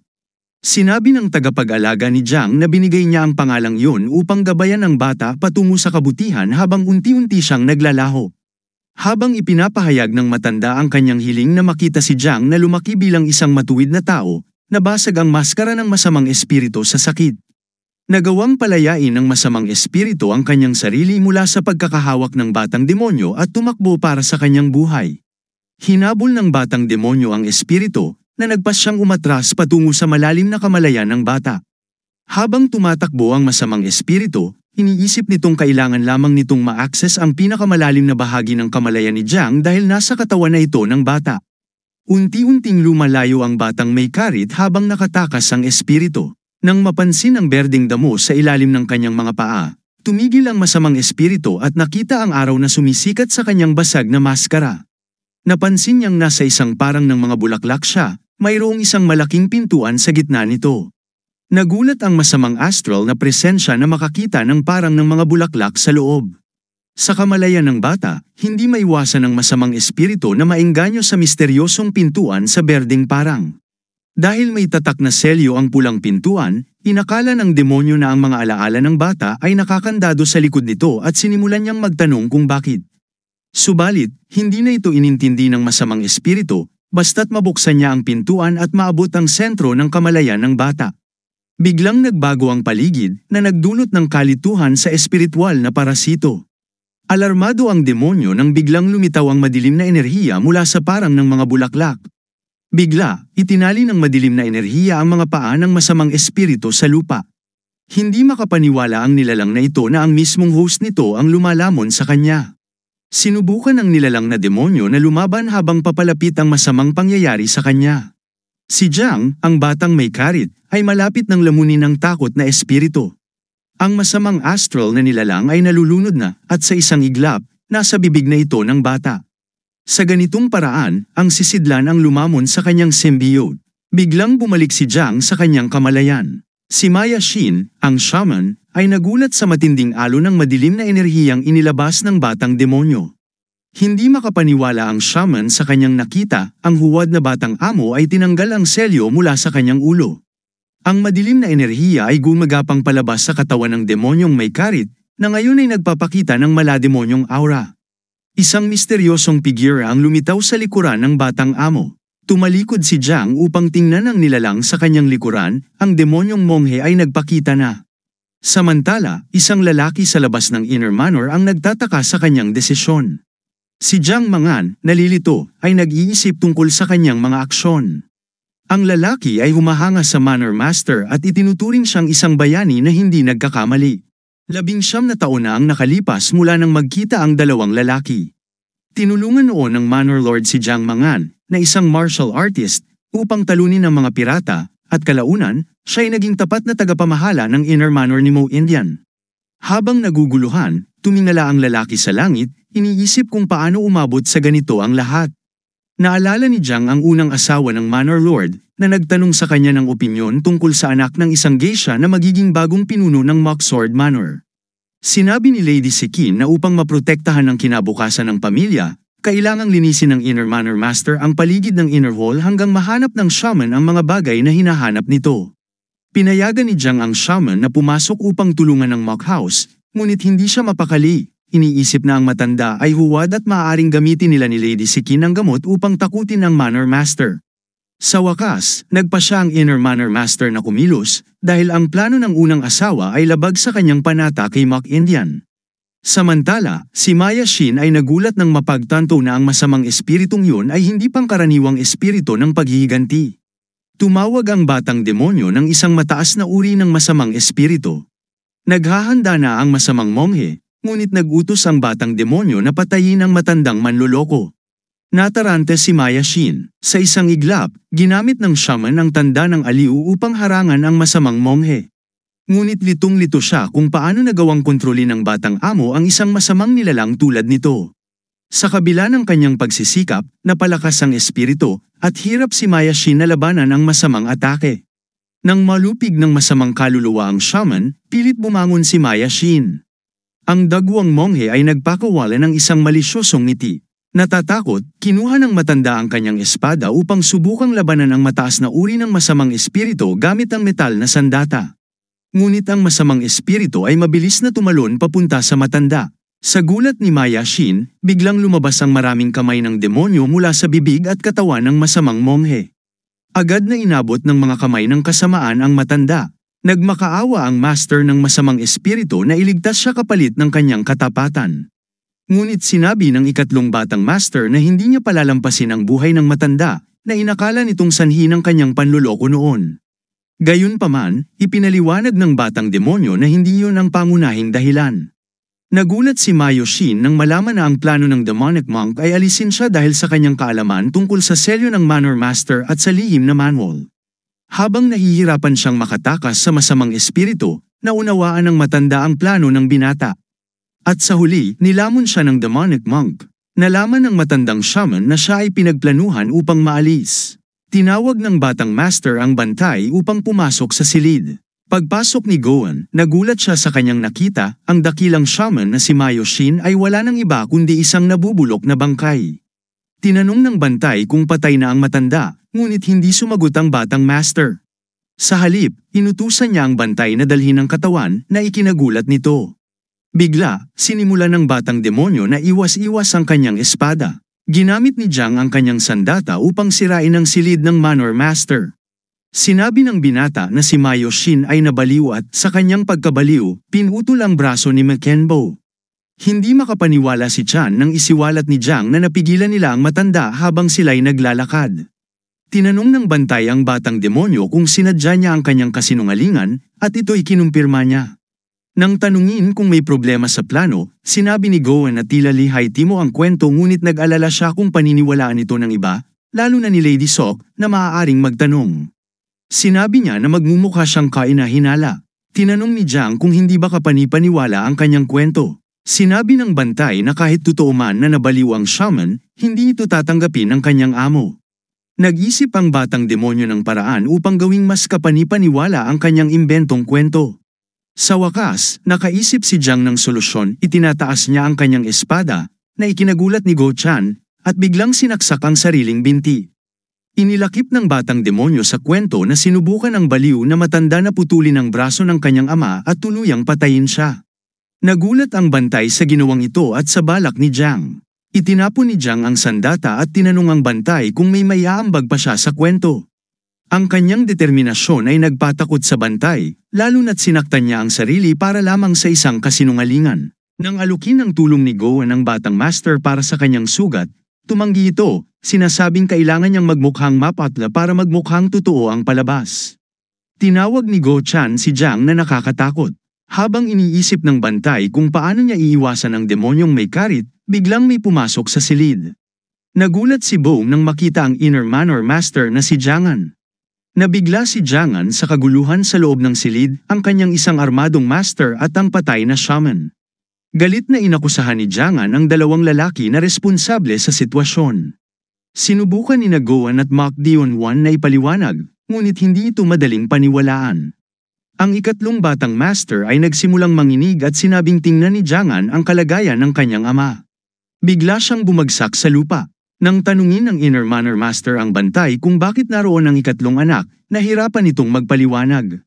Napansin ni Gohan ang ngiti sa mukha ng nakahandusay na batang amo. Napatigil siya nang maunawaan niyang ang pagbagsak ng bata ay isa lamang palabas. Gabi na sa Moxord Manor, sa Medicine Hall. Sa loob ng gusali, makikita ang iba't ibang uri ng halamang gamot. Ang amoy ng medisina ay nagdala ng kapanatagan sa bida, habang naalala niya ang direksyon patungo sa selyo ng manual. Pakiramdam ni Jong ay napakaswerte niyang makarating sa lugar kung saan nakalagay ang mga mahahalagang gamit. Plano niyang hanapin ang mga pag-aari ng Manor Master sa 10 oras ng gabi dahil masyadong maraming tao sa lugar. Ang sugatang si Go Chan ay nasa tabi na ng kanyang master. Sinabi ni Jong na huli na ang kanyang iritadong bantay habang may kinuha mula sa kanyang kasuutan. Ibinigay ni Gohan kay Jong ang 2 aklat na dating pag-aari ni Mayoshin, ayon sa hiling nito. Tinanong niya kung ito na ba ang tamang mga libro. Ipinaliwanag ng bantay na mahirap kunin ang mga ito bago sila sunugin, na nagpakilig sa interes ng batang master. Upang linisin ang lugar ng krimen, sinunog ang lahat ng gamit ng matanda. Nadismaya si Jong dahil tanging ang unang tomo ng The Anomaly at ang orihinal na aklat ng Master Cho's summary mula sa Yin Yang School ang hindi nasunog. Pinuri niya ang bantay para sa mabuting trabaho. Tinanong ni Jong si Gohan kung bakit siya naging mausisa, at sinabi nitong interesado siya kung bakit hinahanap ng batang master ang 2 shamanistic na libro. Itinuro ng side demon ng bintana at tinanong ang nalilitong bantay kung ano ang nakikita niya sa labas. Sinuri ni Goan ang tanawin ngunit sinabi niyang wala siyang nakikita, kahit ang dambuhalang demonic monk. Kinumpirma ni Jong na ito ang problemang sinusubukan niyang lutasin, na lalong nagpagulo sa isipan ng bantay. Biglang narinig nila ang malakas na sigawan sa labas ng pintuan. Isang boses ang nagulat sa isang babae na ang ikatlong anak ay sugatan pa rin, ngunit hindi niya ito pinansin. Bumukas ang pintuan at tumambad ang unang asawa ng Manor Master, si Lady Sok, na dumating upang makipag-usap kay Jong. Tahimik na tumitig si Jong sa babae habang si Goan ay agad na bumati sa kanya. Sa wakas, naintindihan ni Jong kung sino ang babaeng nasa harapan niya. Ang galit na babae ay ang unang asawa mula sa Marshall Sok clan. Inilarawan ni Goan ang babae bilang napakatalino at isang unang ranggong martial artist. Habang binabati siya ni Jong, naalala niya ang sinabi ng puppet master tungkol sa kanya bilang mas malaking banta kaysa sa panganay na anak. Humingi ng paumanhin ng impostor dahil hindi siya makatayong mabuti dahil sa kanyang sugat. Nagulat si Goan sa maayos na pagbati ni Jong at inisip niyang magiging ligtas sila kung maayos nitong masagot ang mga tanong ng babae. Ngunit nagulat si Jong nang sabihin ni Lady Sok na hindi siya naroon upang tumanggap ng pagbati. Biglang sinaktan ni Lady Sok ang sugatang binti ni Jong. Nagulat si Goan at Jong sa biglaan at marahas na galaw ng babae. Napuno ng sigaw ng sakit ang silid mula kay Jong, ngunit bago pa makagalaw ang bantay, isang espada ang nakatutok na sa kanyang leeg. Hindi makapagsalita si Goan habang isang babaeng mandirigma na tagapaglingkod ni Lady Sok ang may hawak ng espada. Tiwala na ngayon si Lady Sok na totoong nasugatan ang batang master, na sinabing mahirap ang kanyang kalagayan. Matapat na sinabi ng matalino at maingat na asawa na sinadya ni Jong na saksakin ang sariling binti upang patibayin ang kanyang kasinungalingan. Sinabi ni Lady Sok na ang ulat ng batang master sa Inner Manor Master ay malinaw, ngunit may isang detalye na hindi napansin. Ipinahayag niya na ang isang bihasang shaman tulad ni Mayo Shin ay hindi maaaring mapaspases sa isang seremonya. Pinagtawanan ni Lady Sok ang kwento ni Jong tungkol sa isang siyamang na baliw. Bigla, napuno ng galit si Lady Sok at sinampal si Jong, na sinasabing hindi siya mapapaniwala ng ganoong kasinungalingan.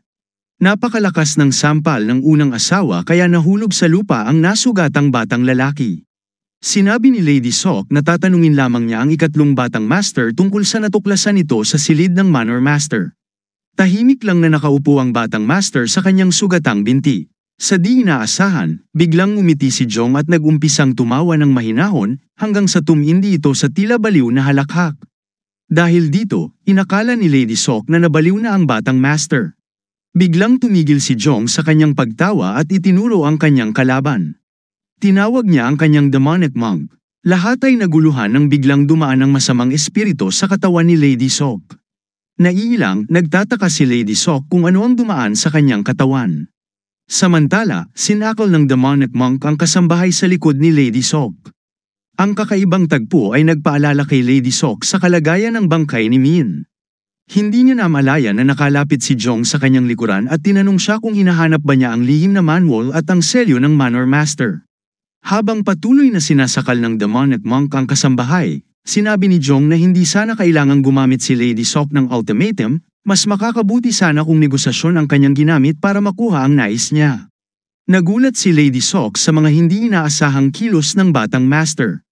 Sa kabila ng kanyang sugat, tumayo si Jong at idiniin na hindi niya hinahangad ang posisyon ng kanyang ama, taliwas sa iniisip ni Lady Sok. Lalo pang nagimbal ang unang asawa nang banggitin ni Jong na may karibal ang panganay pagdating sa tagapagmana ng Manor Master.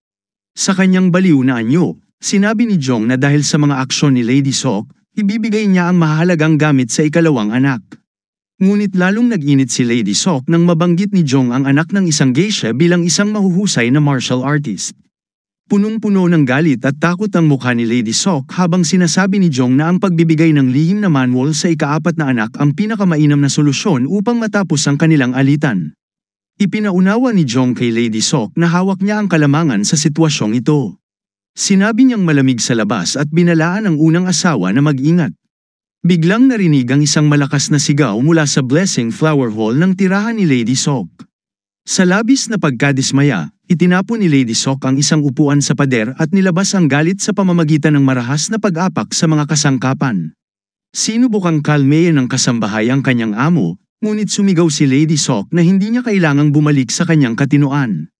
Galit na galit si Lady Sok dahil ninakaw ng batang master ang bunga ng kanyang matagal na paghihirap. Napatahimik ang babaeng espada sa marahas na galit ng kanyang amo. Inakala ni Lady Sok na madali niyang matatakot ang batang master upang malaman ng lahat, ngunit napagtanto niya na nagkamali siya at naging pabigla-bigla. Biglang dumating ang paliwanag sa kanyang isipan. Napagtanto ni Lady Sok na matagal nang itinatago ng ikatlong batang master ang kanyang tunay na kakayahan. Naalala niya kung paano pinuri ang katalinuhan ng bata noong una, ngunit matapos mawala ang kanyang ina, nawala rin ang impluwensya ng kanilang panig ng pamilya. Posibleng itinago ng batang master ang kanyang tunay na pagkatao bilang depensa sa kanyang sarili. Habang pinagsisihan ni Lady Sok ang kanyang pabigla-biglang mga aksyon, iminungkahi ng babaeng espada na patayin ang batang master bago ito makagawa ng susunod na hakbang.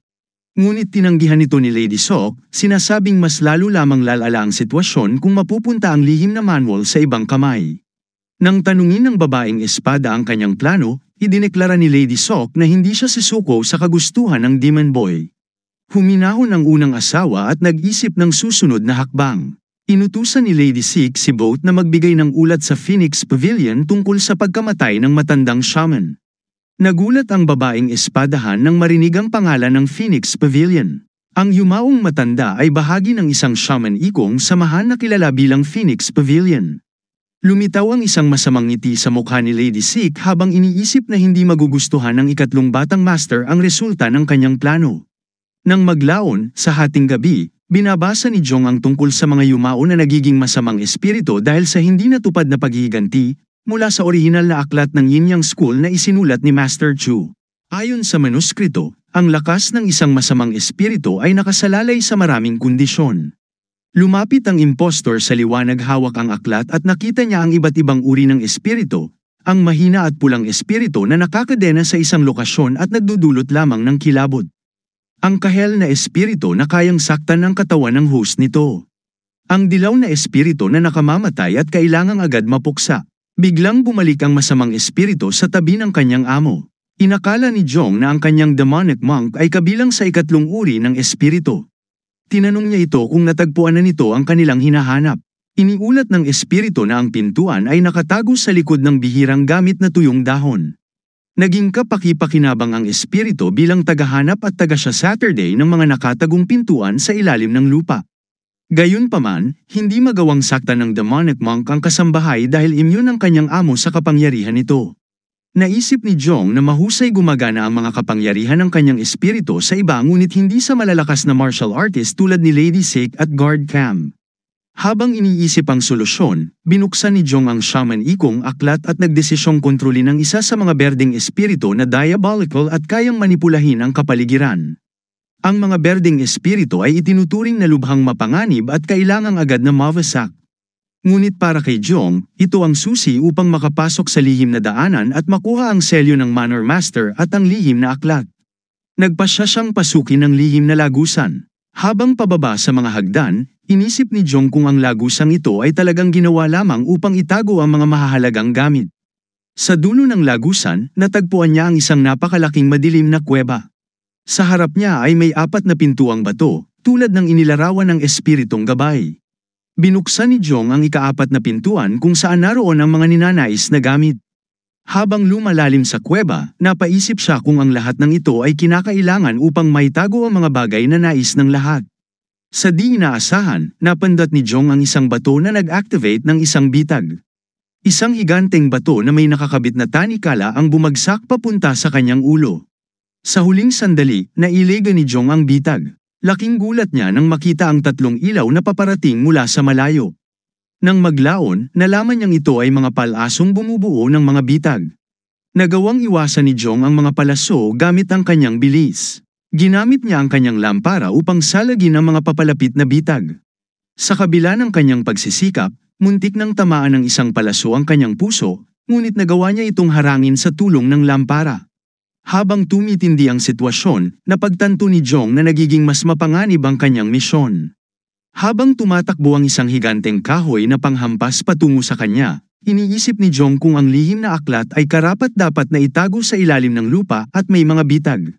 Naiwasan niya ang pagbagsak ng malaking kahoy, Ngunit iniisip din niya na may posibilidad na hindi lamang ang lihim na aklat ang itinatago dito. Pinaniwalaan ni Jong na mayroong mas mahalagang bagay na nakatago sa kuweba. Bigla, isang kahangahangang bilang ng malalaking armas ang lumipad patungo sa naghahanap ng aklat habang iniiwasan niya ang mga ito. Nais ng peking batang master na makita kung ano ang matutuklasan niya sa dulo ng kuweba. Sa wakas, nakarating si Jong sa isang hindi inaasahang symmetrical na lugar na gawa sa kahoy sa loob ng kuweba. Ang mga haligi ay may mga bagong gasgas mula sa tubig, at makikita sa loob ang mga aklat, isang kandila, at isang plato. Sa itsura ng lugar, naisip ni Jong kung may taong nagsanay dito. Nagdesisyon siyang mag-focus sa layunin ng kanyang pagbisita at naglakad patungo sa gitna ng kwarto. Doon, natagpuan niya ang isang kahoy na kahon sa gitna ng lugar. Binuksan ni Jong ang kahon at natuklasan ang lihim na aklat. Sa loob ng kahon ay may 2 libro, ang isa ay pinamagatang Woodard Sword Transformation Technique at ang isa naman ay Adamic Resolve. Naalala ni Jong na sinabi ni Goen na ang lihim na aklat ay nahati sa 2, isang aklat tungkol sa teknik ng espada at isa tungkol sa mga pamamaraan ng kultibasyon. Ang 2 aklat ay ninakaw ni Jong. Nang lumingon si Jong, nagsimula siyang magduda sa layunin ng napakalaking kahoy na lugar na ito, na tila tanging para sa pag-iingat ng lihim na aklat. Napansin niyang may isang higanteng parisukat na bato sa sulok ng kwarto. Ang batong ito ay tila walang silbi at napakabigat, ngunit sa mga bakas sa sahig, nakita niyang ito ay itinulak mula sa ibang lugar. Nagdesisyon si Jong na alisin ang bato dahil maaaring may nakatago rito. Kinumpirma ng Demon Boy ang kanyang hinala nang makita niyang may nakatago sa ilalim ng sahig. Binuksan niya ang trapdoor at natagpuan ang isang kahoy na kahon na may mga charms na nakakabit dito bilang panglock. Inisip ni Jong na ang kahon na ito ay may isang nakakatakot na aura. Sinimulan niyang alisin ang mga talisman habang iniisip kung gaano ito kahigpit na pinag-ingatan kumpara sa lihim na aklat. Biglang nawala ang liwanag mula sa kanyang lampara nang binuksan ni Jong ang misteryosong kahoy na kahon. Habang iniisip niya kung anong nangyari sa apoy ng lampara, napansin niya ang isang bagay na nagpasabik sa kanya. Tumayo si Jong at pinagmasdan ang laman ng kahon, isang karaniwang aklat na may takip na gawa sa balat ng tao. Habang binabaybay ang bagong natuklasang aklat, sinabi ni Jong na ang aklat na ito, na gawa sa balat ng tao, ay may masangsang na amoy at hindi magandang texture. Isang baliw na ngiti ang sumik sa mukha ng maniakong slaughtering sight demon nang matuklasan niya ang isang masamang humanoid leather book. Samantala, sa isang kasiyahan na pinangunahan ng ikalawang anak ng Mocksword Manor, ang mga tambol ay tumunog ng malakas, tanda ng kasiyahan ng mga tao. Si Mang ay abala sa kasayahan, natutuwa siya sa gabi. Ang ikalawang batang master ay masaya, iniisip niyang ang gabi ay mas maliwanag dahil sa kanyang papalapit na posisyon bilang manor master. Ayon sa kanya, ang lahat ng ito ay dahil sa isang tao na tumulong sa kanya, si Guard Cam. Nang may tusong ngiti, nagbati ang puppet master sa ikalawang anak. Nagpasensya ang isa sa kanila dahil dinala siya ng huli. Ipinahayag ng ikalawang batang master na dahil sa kalagayan ng kanyang ama, hindi siya nakapaghanda ng mas magarang handa para sa lalaking yun, ngunit tiniyak niyang pinarangalan pa rin siya ng kanyang malasakit. Inimbitahan ng ikalawang anak si Guard Cam na pumasok, at ito ay tanggap niyang magalang. Habang papalapit ang gabi, nagsimulang umalis ang mga pagod na music hero mula sa tahanan ng ikalawang anak. Nagulat si Mang nang marinig na nawalan si Much Gangan ng kanyang kaalaman sa martial arts, dahil ang tunay na Much Gangan ay patay na, at ang kanyang doppelganger ang pumalit sa kanyang lugar. Si Guard Cam ay hindi naman talaga nagsisinungaling, dahil ang pagpapahayag ng kanyang kabiguan na protektahan ang ikatlong batang master ay magdudulot ng panganib sa kanyang buhay. Nagdesisyon ang traidor na itago ang pag-iral ng impostor, kaya't ipinaliwanag ang kanyang kooperasyon. Pinagtibay ni Guard Cam ang mga hinala ng ikalawang anak, iniisip na ang peking anak na ito ay hindi makikinabang sa huling salita.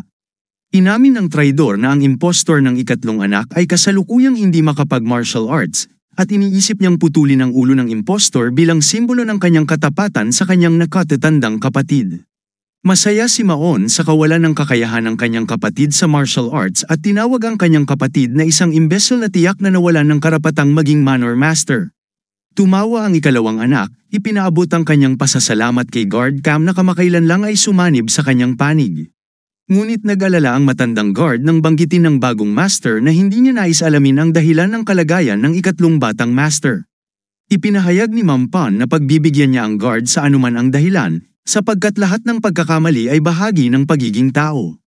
Alam ng matandang guard na papatungan siya ng ikalawang anak kapag natuklasan ang dahilan, kaya't humingi siya ng paumanhin at tiniyak na ang dahilan ay kailangang manatiling lihim. Sinabi ni Guard Cam na ang kanyang hindi pagkakaalam ay hindi magiging sanhi ng pinsala, at dahil nagtitiwala siya sa kanya, pumikit ang ikalawang anak sa bagay na yun. Tinawag ni Ma'am Pan ang tao bilang isang dating assassin ng kilalang palace guard, at labis na nagulat si Guard Cam nang tawagin siyang ganoon. Napansin ng ikalawang anak na isang batang lalaki lamang na nakita lang ng guard na nagsimula itong mag-alala.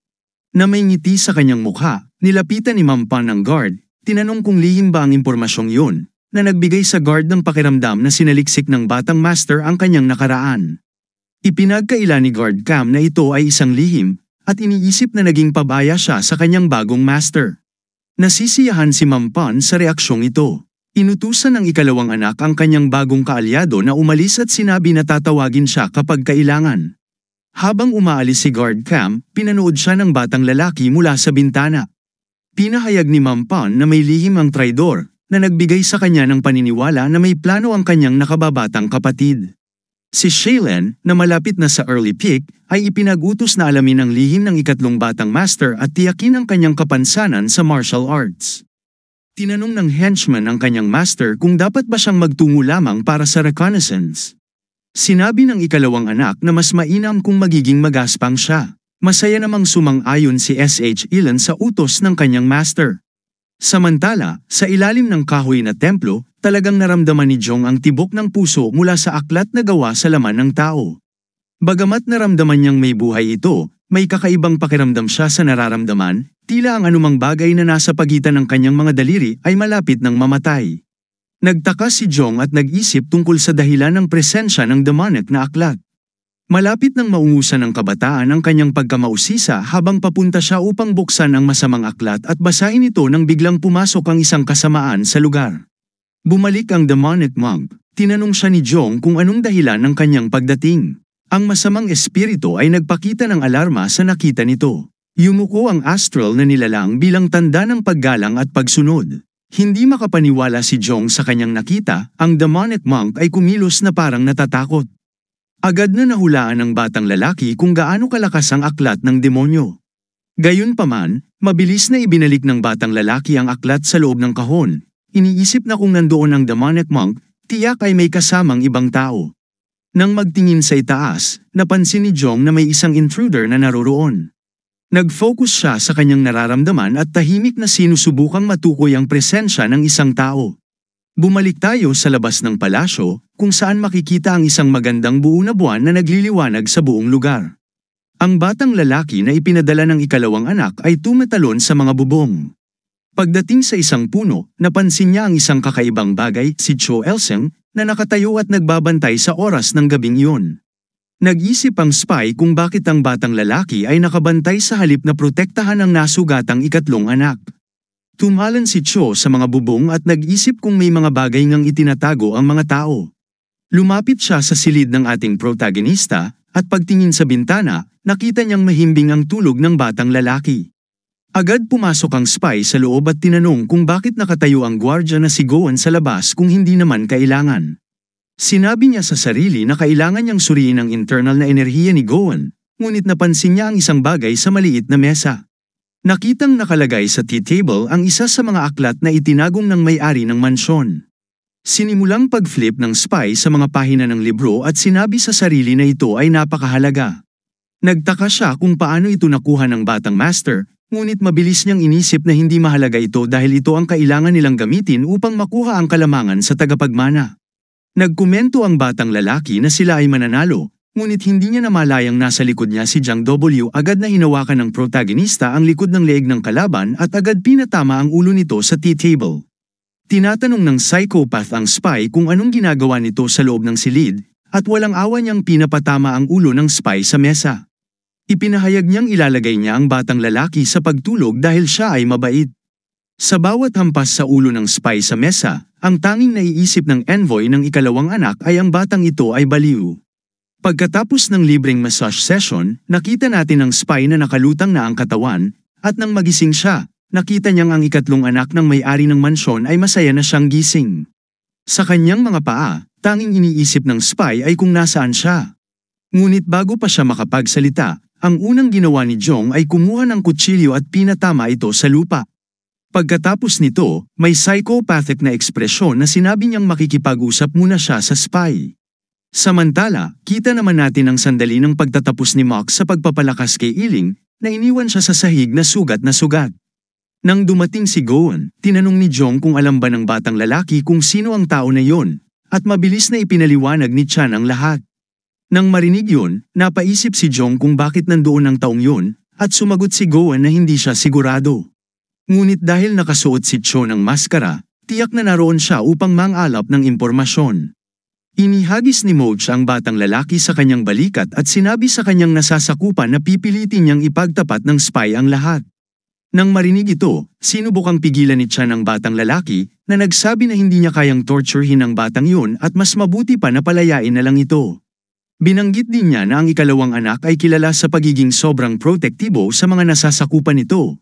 Ngunit sa kabila ng lahat ng ito, sumagot lang si Mac na iisipin pa niya ito.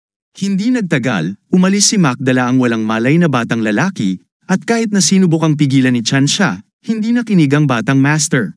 Napagod na sa sitwasyon, humarap si Chan at iniisip na wala na siyang pakialam. Nais lang niyang sana hindi patayin ng batang master si Ilan, dahil kahit napabaya, medyo strategic naman ang protagonista. Ngunit habang iniisip ito ni Chan, napagtanto niya kung gaano kabaliw ang batang lalaki, at sa kadahilanang yon, naisip niyang malamang ay papatayin siya ng batang master.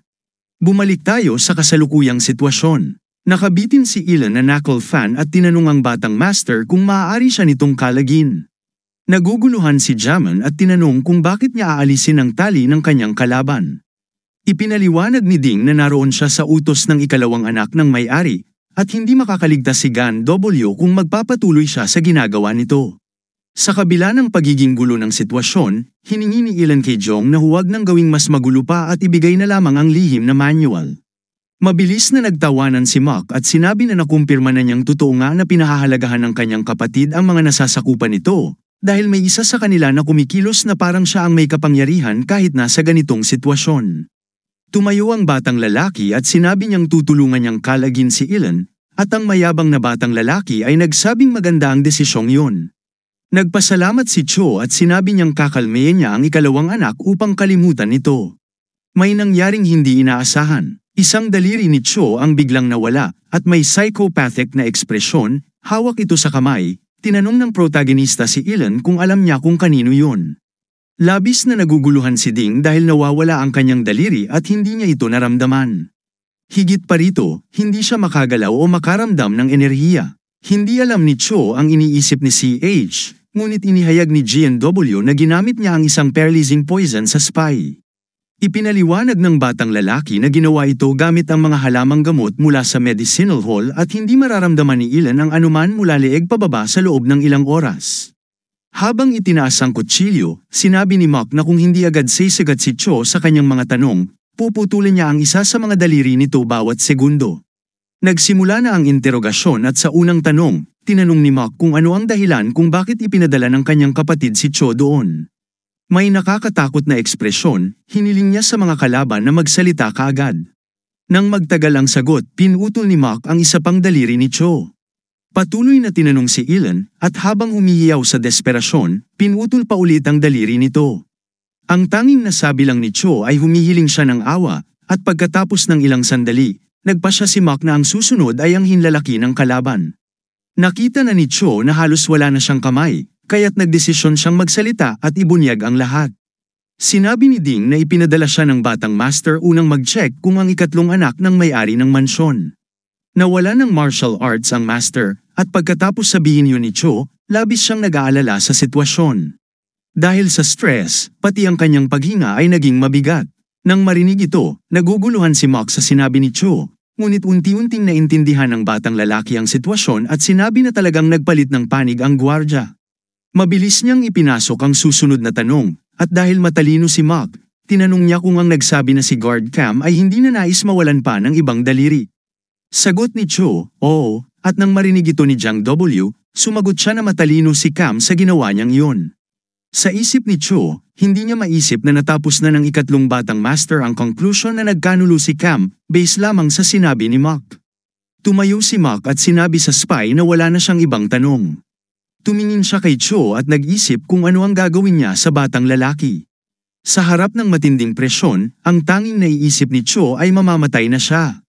Sa huling pagkakataon, kinuha ni Cho si Gayangan sa isang hindi inaasahang paraan at sinabi na magpapakita siya ng tapat na pagsunod sa batang lalaki. Sinabi ni Cho na hindi niya alam na ganoon katalino ang batang master at siya ang tamang kandidato upang maging master ng mansyon. Nagpatuloy siya sa pagsumpa ng katapatan at sinabi na handa niyang isakripisyo ang kanyang buhay para kay Mark, hindi na mamalayan ang pagkakamali. Tinutanggap ng batang lalaki ang sumpa at nagsabi na may isang bagay na maaari pang gawin ni Cho upang patunayan ang kanyang katapatan. Tinanong niya si Elon kung maaari bang humiling ng isang bagay na para bang nailigtas siya. Si CH ay masaya at sumigaw na susundin niya ang anumang utos ng kanyang master. Ngunit, walang awa, ginamit ni Mark ang kutsilyo at tinamaan ang isang vital na bahagi ng katawan ni Cho, na nagdulot ng pag-agos ng dugo. Habang ang dugo ay dumadaloy, si Jiang W ay ngumiti at sinabi na dahil ang kanyang alagad ay handang isakripisyo ang buhay, nais niyang gamitin ang ilang dugo mula dito. Walang kaluluwang tinapos ng batang lalaki ang buhay ng spy, at sa huling sandali ni Cho, ang tanging naiisip niya ay kung sino ang mag-aakalang ganito siya magsasakripisyo ng buhay. Kinuha ni Mark ang nakakatakot na libro mula sa nakaraang kahon at sinabi na hindi niya kayang buksan ang rosary gamit ang puwersa. Kaya't ipinagpalagay niyang ito ang seal na nabanggit sa orihinal na libro ng Yang at Yin School. Ayon sa libro, ang seal ng isang bagay na evil ay puno ng purong ki, at kapag ibinuhos ang isang bagay na hindi dalisay dito, mababawasan ang kapangyarihan nito.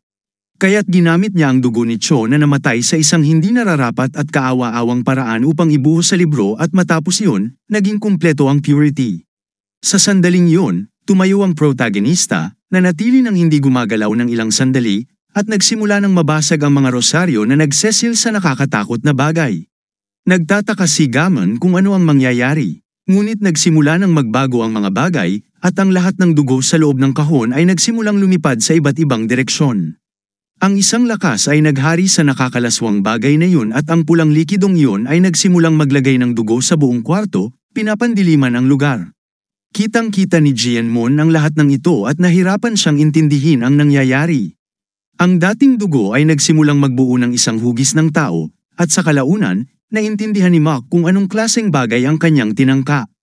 Ang dugo ay nagsimulang maging isang humanoid figure at sa hindi inaasahang pagkakataon, isang nakakatakot na nilalang ang nagsimulang lumabas mula sa loob ng dugo, at ang figure na ito ay lumitaw ng harapan kay Gan W. Labis na naguluhan si Cho sa nakikita. At ang tanging naiisip niya habang nakatingin sa mga patak ng dugo na nahulog ay ang ganitong pagsabog ng curse mula sa libro ay nagbuo ng isang babae, at ang figure na ito ay lumikha ng isang buong lugar. Ang tanging makikita ay ang dugo na nagkalat sa lahat ng dako. Ang misteryosong nilalang ay nagsimulang lumapit kay Gang Wan na nanatiling hindi gumagalaw. Sa wakas, lumitaw ang itsura ng isang napakagandang babae na tila hindi naman mukhang masamang espiritu. Habang nakashock pa rin sa lahat ng nangyari, ang tanging naiisip ng ating bida ay mas malakas ang nilalang na ito kumpara sa isang green spirit. Napansin niyang ang babaeng ito ay isang 5th level ghost base sa paglalarawan sa orihinal na libro ng Yin at Yang School. Ang mga blue spirit, ayon sa libro, ay bihirang maunawaan at halos hindi mapatunayan kung tunay ngang umiiral. Tinitingnan ang nilalang, sinabi ni Mark na inaasahan niya ang isang green spirit o isang bagay na katulad nito. Ngunit ang lumabas ay mas mataas pa ang antas. Biglang nagsimulang pumalibot ang dugo sa paligid niya na tila ikukulong siya. Ang nilalang, matapos ipit ang ating bida, ay bumigkas ng unang salita, tinawag siyang isang hanggal na nilalang. Ang babae ay naglabas ng isang bagay mula sa kanyang buhok at sinabing dapat niyang linisin ang kanyang espiritu at ialay ang kanyang kaluluwa sa kanya. Sa kanyang isipan, nagsimulang ipaliwanag ni Jiang W ang tungkol sa 5th level ghosts, ang blue spirits. Ang mga ito ay kakilakilabot na espiritu na nabuhay na sa loob ng mga siglo. Mayroon silang kakayahang magdulot ng malaking impluensya sa isang lugar, magbigay ng paghihirap, at magdulot ng mga ilusyon. Habang nagsisindi ng isang bagay mula sa kanyang buhok, napansin ng babae na nakikipaglaban pa rin si Gang W. Sinabi niyang mabagal ang kilos ng lalaki.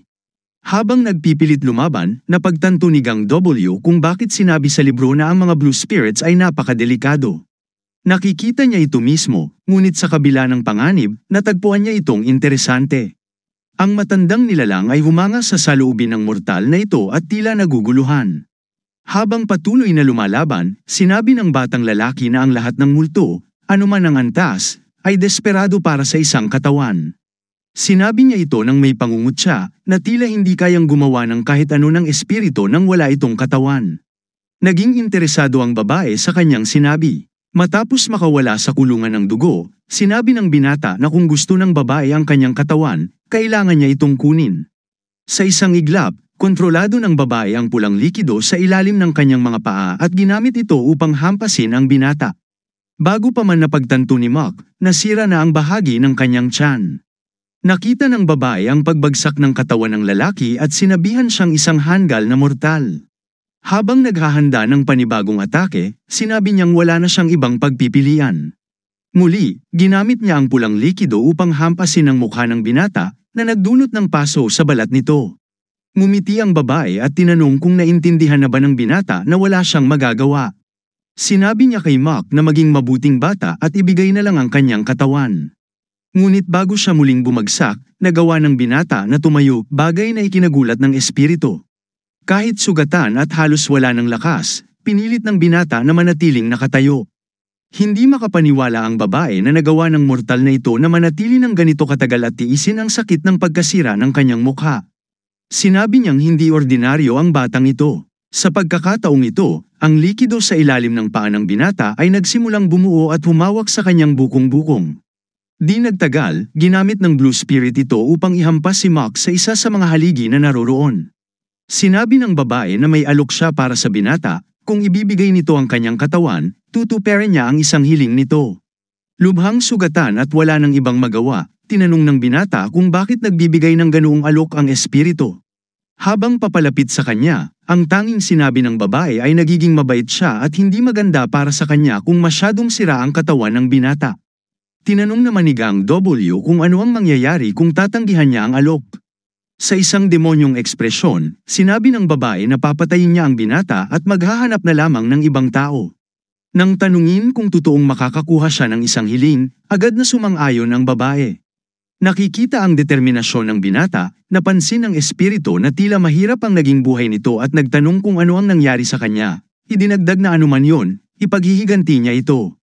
Sa wakas, tinanong niya si Mark kung ano ang kanyang hiling. Ngunit buong tapang na sumagot ang binata na ang kanyang hiling ay tumahimik ang babae at maging kanyang familiar spirit. Nag-umpisa ang babae na lumikha ng isang ipoipo gamit ang lahat ng dugong nakapalibot sa lugar. Naiinis, sinabi ng babae na si Mark mismo ang pumili nito, kaya tatanggapin niya ang nararapat para sa kanya. Ginamit ng babae ang lahat ng kanyang kapangyarihan habang tinatawag ang binata na isang hanggal na mortal.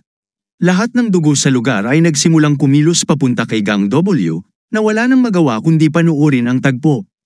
Ang likido ay tumama ng buong lakas sa binata, sinimulan siyang lunurin at sugatan ng mga hampas nito.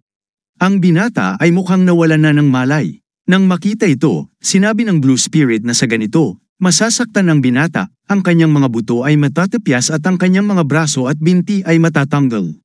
Sinabi niyang sayang ang katawan ng binata ngunit kinakailangan ito. Sa gitna ng dagat ng dugo, hindi makakilos ang binata. Sa mga sandaling yon, natikman niya ang lasa ng dugo. Napansin niyang mas malapot ito kaysa seresa, mapait tulad ng metal, at sinisigaw ng lahat ng kanyang pandama na ito ay dugo. Ngunit may kakaiba rito. Naalala niya ang kalupitang nagawa niya noon at nagtanong kung ano ang lasa ng dugo na nainom niya noon. Naalala niyang ang dugong yun ay may dalang init at buhay, at yun ang ibig sabihin ng pagiging buhay. Ngunit ang nararamdaman niya ngayon ay kamatayan. Bigla, sa hindi malamang dahilan, nagising si Mark. Nang makita ito, nagulat ang blue spirit at hindi maunawaan ang nangyayari. Sa wakas, napagtanto ni Gang W na lahat ng ito ay isang ilusyon. Sinimulan niyang sirain ang lahat sa paligid niya na parang ang universo mismo ay ibigay. Ang espiritu at ang binata ay bumalik sa lugar kung saan sila naroon bago nagsimula ang lahat. Ang babae ay itinapon sa dingding at bumagsak sa sahig. Ramdam ang nakakatakot na aura na nagmumula sa katawan ni Gang W habang nananatili siyang nakatayo sa gitna ng silid. Nang makita ang binatang tila walang kahit anong pinsala, sinabi ng demonyo na imposibleng mangyari ang ganitong sitwasyon. Sa desperasyon, lumikha ang espiritu ng isang pulang paru-paro na damapo sa kanyang mga kuko. Pinakawalan niya ito at pinadapos sa binata. Ang pag-atake ay mahinahong umabot kay Gang W, ngunit nang tumama ito, mukhang hindi naapektuhan ang binata. Nang makita ito, napagtanto ng babae na ito ay transcendence, isang paraan upang makatakas sa anumang ilusyon sa pamamagitan ng pagtanggal sa lahat ng 5 pandama. Napaisip ang espiritu, sinabing madaling sabihin ngunit mahirap gawin ang transcendence, lalo na para sa isang unang antas na shaman. Mahirap ang transcendence at ang batang yun ay hindi pa nga isa sa kanila. Nagtaka ang babae kung ipinanganak ba ang binata na may katangiang magiging isang dakilang shaman. Si Gang W, sa gitna ng kanyang pagkasira sa isip, ay biglang tumawa ng euphoric. Tinanong ng babae kung talaga bang tumatawa siya sa ganoong sitwasyon. Maaaring nakatakas siya sa ilusyon, ngunit wala pa rin siyang kalamangan. Ngunit binasag ng binata ang pag-iisip ng babae at sinabi na may naisip siyang nakakatawa. Napagtanto ng Blue Spirit kung ano ang nangyayari at siya'y natakot. Ipinakita na hawak ni Mark ang librong ginamit niya upang tawagin ang nilalang na yun. Ayon sa buod ni Master Chu mula sa orihinal na aklat ng Yin Yang School, habang mas matanda ang espiritu, mas malamang na may sisidlan nito na kumukonekta sa mundo ng tao. Sa madaling salita, ang aklat na iyon ang sisidlan ng babae. Ang ating bida, na parang isang baliw, ay sinimulang punitin ang pabalat ng aklat gamit ang kanyang mga ngipin. Sa pamamagitan nito, nagawa niyang saktan ang babae. Nagsimulang sumigaw at magmakaawa ang demonyo habang nagiging hindi matatag ang kanyang kapangyarihan. Sa isip ni Mark, tama ang kanyang hinala. Sa desperasyon, tinawag ng babae ang binata na isang isinumpang mortal, at nagtanong kung paano niya nasira ang aklat na puno ng demonic chi. Sinubukan niyang salakayin ang binata habang iniisip kung paano ang unang antas na mga shaman ay halos hindi masilang aklat kahit ilang ulit na nilang sinubukan itong sirain. At ngayon, nagawa yun ng binatang ito nang walang pag-aalinlangan. Ang demonyo ay dumiretso kay Mark at hinawakan siya sa leeg, sinimulang sakalin siya. Ang baliw na espiritu ay sumisigaw, tinatanong kung ito rin ba ay ilusyon. Idinagdag niyang hindi na niya kailangan ng katawan ng binata at kailangan na lang niya itong patayin. Sinisi niya ang binata sa katangahan nitong tanggihan ang kanyang kabaitan. Sa reaksyong yun, nagkomento si Mark na nakapagtataka dahil ang tanging kailangan lang ng babae ay kunin ang libro mula sa kanya. Gayunpaman, ipinaliwanag niyang nalaman na niya ang lahat at sinabing hindi maaaring hawakan ng babae ang aklat na yun. Sinimulan ng binata na lunukin ang piraso ng pabalat ng aklat na kanyang napunit. Nang makita ito, mas lalong nagalit ang babae. Sinimulan niya siyang hatawin ng paulit-ulit, sinasabing iluwa niya agad yon.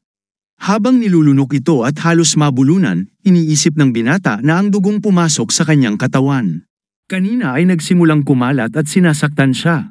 Ang pakiramdam na parang binabasag ang bawat bahagi ng kanyang katawan ay nagpapaalala sa kanya ng unang beses na kumain siya ng lason.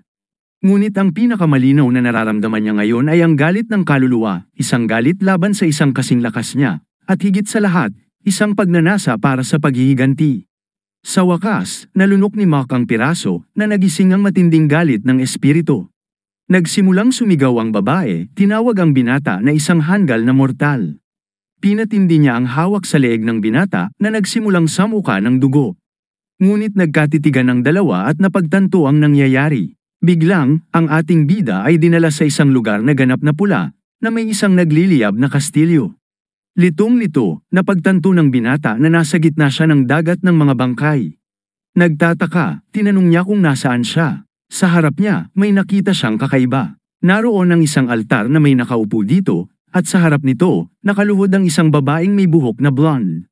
Nakita ni Gang W ang anyo ng Blue Spirit noong nakaraan. Halos lumuhad ang babae, may hawak na espada. Sinimulan niyang atali ang piraso ng kanyang kasuutan sa espada upang mas mahigpit itong mahawakan. Itinutok niya ang espada at may sinabing mga salita sa taong nasa harap niya. Habang pinagmamasdan ang eksena, naisip ni Mark na hindi niya marinig kung ano ang sinasabi ng babae. Ngunit malinaw niyang nararamdaman ang matinding galit ng babae sa alaala na yun. Patuloy niyang itinutok ang espada sa hindi kilalang nilalang habang umiiyak sa galit. Sa di maipaliwanag na dahilan, ang nilalang ay may mga sungay at puting buhok. Ang tanging ginawa ng kakaibang nilalang ay ngumiti ng bahagya, tila nangaasar sa kanyang kalaban. Bigla, ang dating anyo ng demonic spirit ay umatake sa nilalang, layuning wakasan ang buhay nito. Gayunpaman, madali siyang napigilan. Ang kanyang dibdib ay nasugatan, at walang awa, inalis ng nilalang ang puso ng babae gamit ang matinding bilis. Ang babae ay walang magawa kundi panuorin habang ang kanyang puso ay hinuhugot mula sa kanyang katawan, tumitili sa sakit. Ang kalahating taong halimaw ay dinurog ang kanyang puso, dahilan upang siya'y bumagsak at mawalan ng lakas. Sa paligid ng nilalang, maraming tao ang naroon, nakadamit na parang mga samurai. Lumapit sila sa halos wala ng buhay na babae upang tapusin na siya. Isa-isa nilang inilabas ang maliliit na punyal at sinimulan ng isang nakaririmarim na pagsaksak. Matapos iyon, ang tanging naiwan ay ang ilang nalalabing bahagi ng babae. Sa sumunod na tagpo, ang aklat na ginamit ni Mark upang tawagin ang espiritu ay lumitaw bilang resulta ng kamatayang iyon. Bigla, nagising ang ating bida na parang walang nangyari, sumisigaw. Tinanong niya kung ano ang nangyayari at napansin ang isang pulang sinulid sa kanyang dibdib. Kasabay nito, ang demonic spirit ay nagpatihulog ng kanyang manipis na sombrero at nagpanik. Napagtanto niya na siya ay naging familiar spirit na nakatali kay Mark. Samantala, labis na natuwa ang binata nang malaman niyang may kapangyarihan na siyang gamitin ang blue spirit. Nang maunawaan ang sitwasyon, bigla siyang sinunggaban ng espiritu sa leeg at hinampas ng malakas sa isang haligi. Ngunit agad niyang napansin na ang sakit na nararanasan ng binata ay nararamdaman din niya. Dahil dito, galit na umalis ang espiritu. Naisip ni Mark na ang familiar spirit ay nakakaramdam ng parehong sakit na nararanasan ng kanilang master. Kasabay nito, nagtaka siya kung nasaan ang demonyong monghe na tila bumalik mula sa kamatayan kanina. Sa kabilang tagpo, makikita si Monk sa tabi ni Chan, parehong malungkot sa di maipaliwanag na dahilan. Nagkomento si Guan W sa babaeng may blonde na buhok, sinasabing mukhang magiging magkasama sila mula ngayon. Tinanong niya kung bakit hindi siya magpakilala. Lumapit ang binata, iniabot ang kanyang kamay, at ipinakilala ang sarili, sabay tanong kung ano ang itatawag niya sa babae. Nanatiling tahimik ang babae kaya't nagbiro si Guan W na kung hindi niya sasabihin ang pangalan niya, tatawagin na lang niya ang espiritu kahit anong gusto niya. Tinawag niya ang babae na Red Dunbill na ikinagalit ng babae.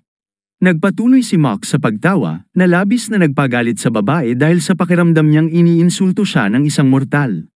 Sinubukan muli ni Guan W, tinanong kung bakit ayaw nitong sabihin ang pangalan niya kung hindi niya gusto ang binigay na palayaw. Ngunit tumanggi ang babae at sinabing hindi niya sasabihin ang kanyang pangalan. Kaya sinabi ng binata na tatawagin na lang niya siyang Blue Spirit tulad ng nakasaad sa aklat. Sa puntong yun, hindi na mukhang tutol ang babae. Pagkatapos ng revelasyong yun, ang tanging ginawa ng babae ay tumalikod. Napansin ni Guan W ang labis na taas ng ego ng babae at naisip na hindi niya siya maaaring pilitin na sumunod gamit ang puwersa. Sa halip, napagpasyahan niyang kumbinsihin ito na magustuhan siya ng dahan-dahan. Habang nagbabago ng paksa, iniabot ng binata ang aklat na may balat ng tao. Tinawag niya ang babae sa kanyang palayaw at tinanong kung alam niya ang nilalaman nito. Tumugon ang babae na wala siyang alam at sinabing huwag siyang tanungin. Dahil dito, sinimulan ng bida ang kanyang pagbasa sa aklat.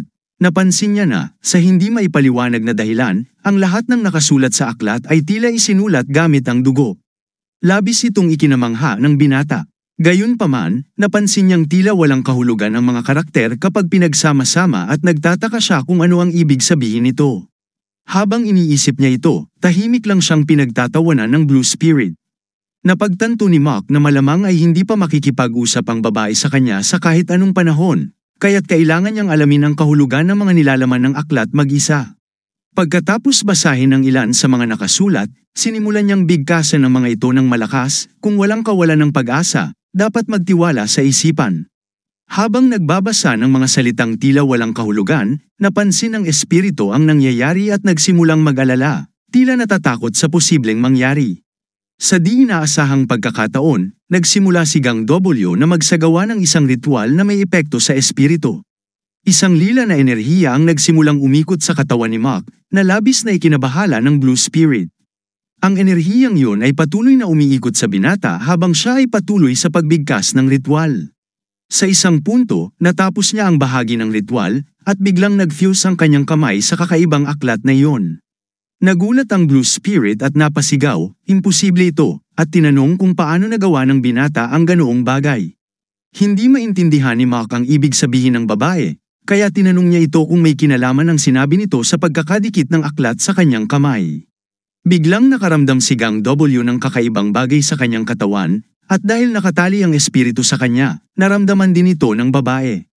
Kaagad niyang iniutos sa binata na ihinto ang kanyang paghinga. Sinunod ng binata ang utos at sinubukang alisin ang lahat ng laman ng kanyang isipan na parang naging halos walang buhay.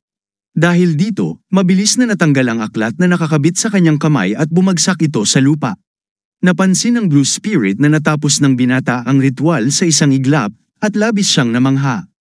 Naisip niya kung paano ito nagawa ng isang taong wala pang kaalaman sa sining ng martial arts. Pinagnilayan niya na hindi isang himala na nagawa ng binata ang ritual, ngunit ang bilis at kahusayan nito ay kakaiba. Habang nakaupo sa sahigang binata, pakiramdam niya ay mauubusan siya ng hangin. Ipinaliwanag ng espiritu na ito'y dahil hindi niya makontrol ng maayos ang ritual, partikular sa aspeto ng paghinga. Napagtanto ng binata na gumana ang kanyang plano, kaya tinanong niya ang espiritu kung talagang nagpapaliwanag ito sa kanya. Napaikan ang babae at sinabing ginawa lamang niya ito upang maiwasan ang sarili niyang pagdurusa mula sa kahangalan ng binata. Sinamantala ng binata ang sitwasyon at nagtanong tungkol sa ritual na ginawa niya.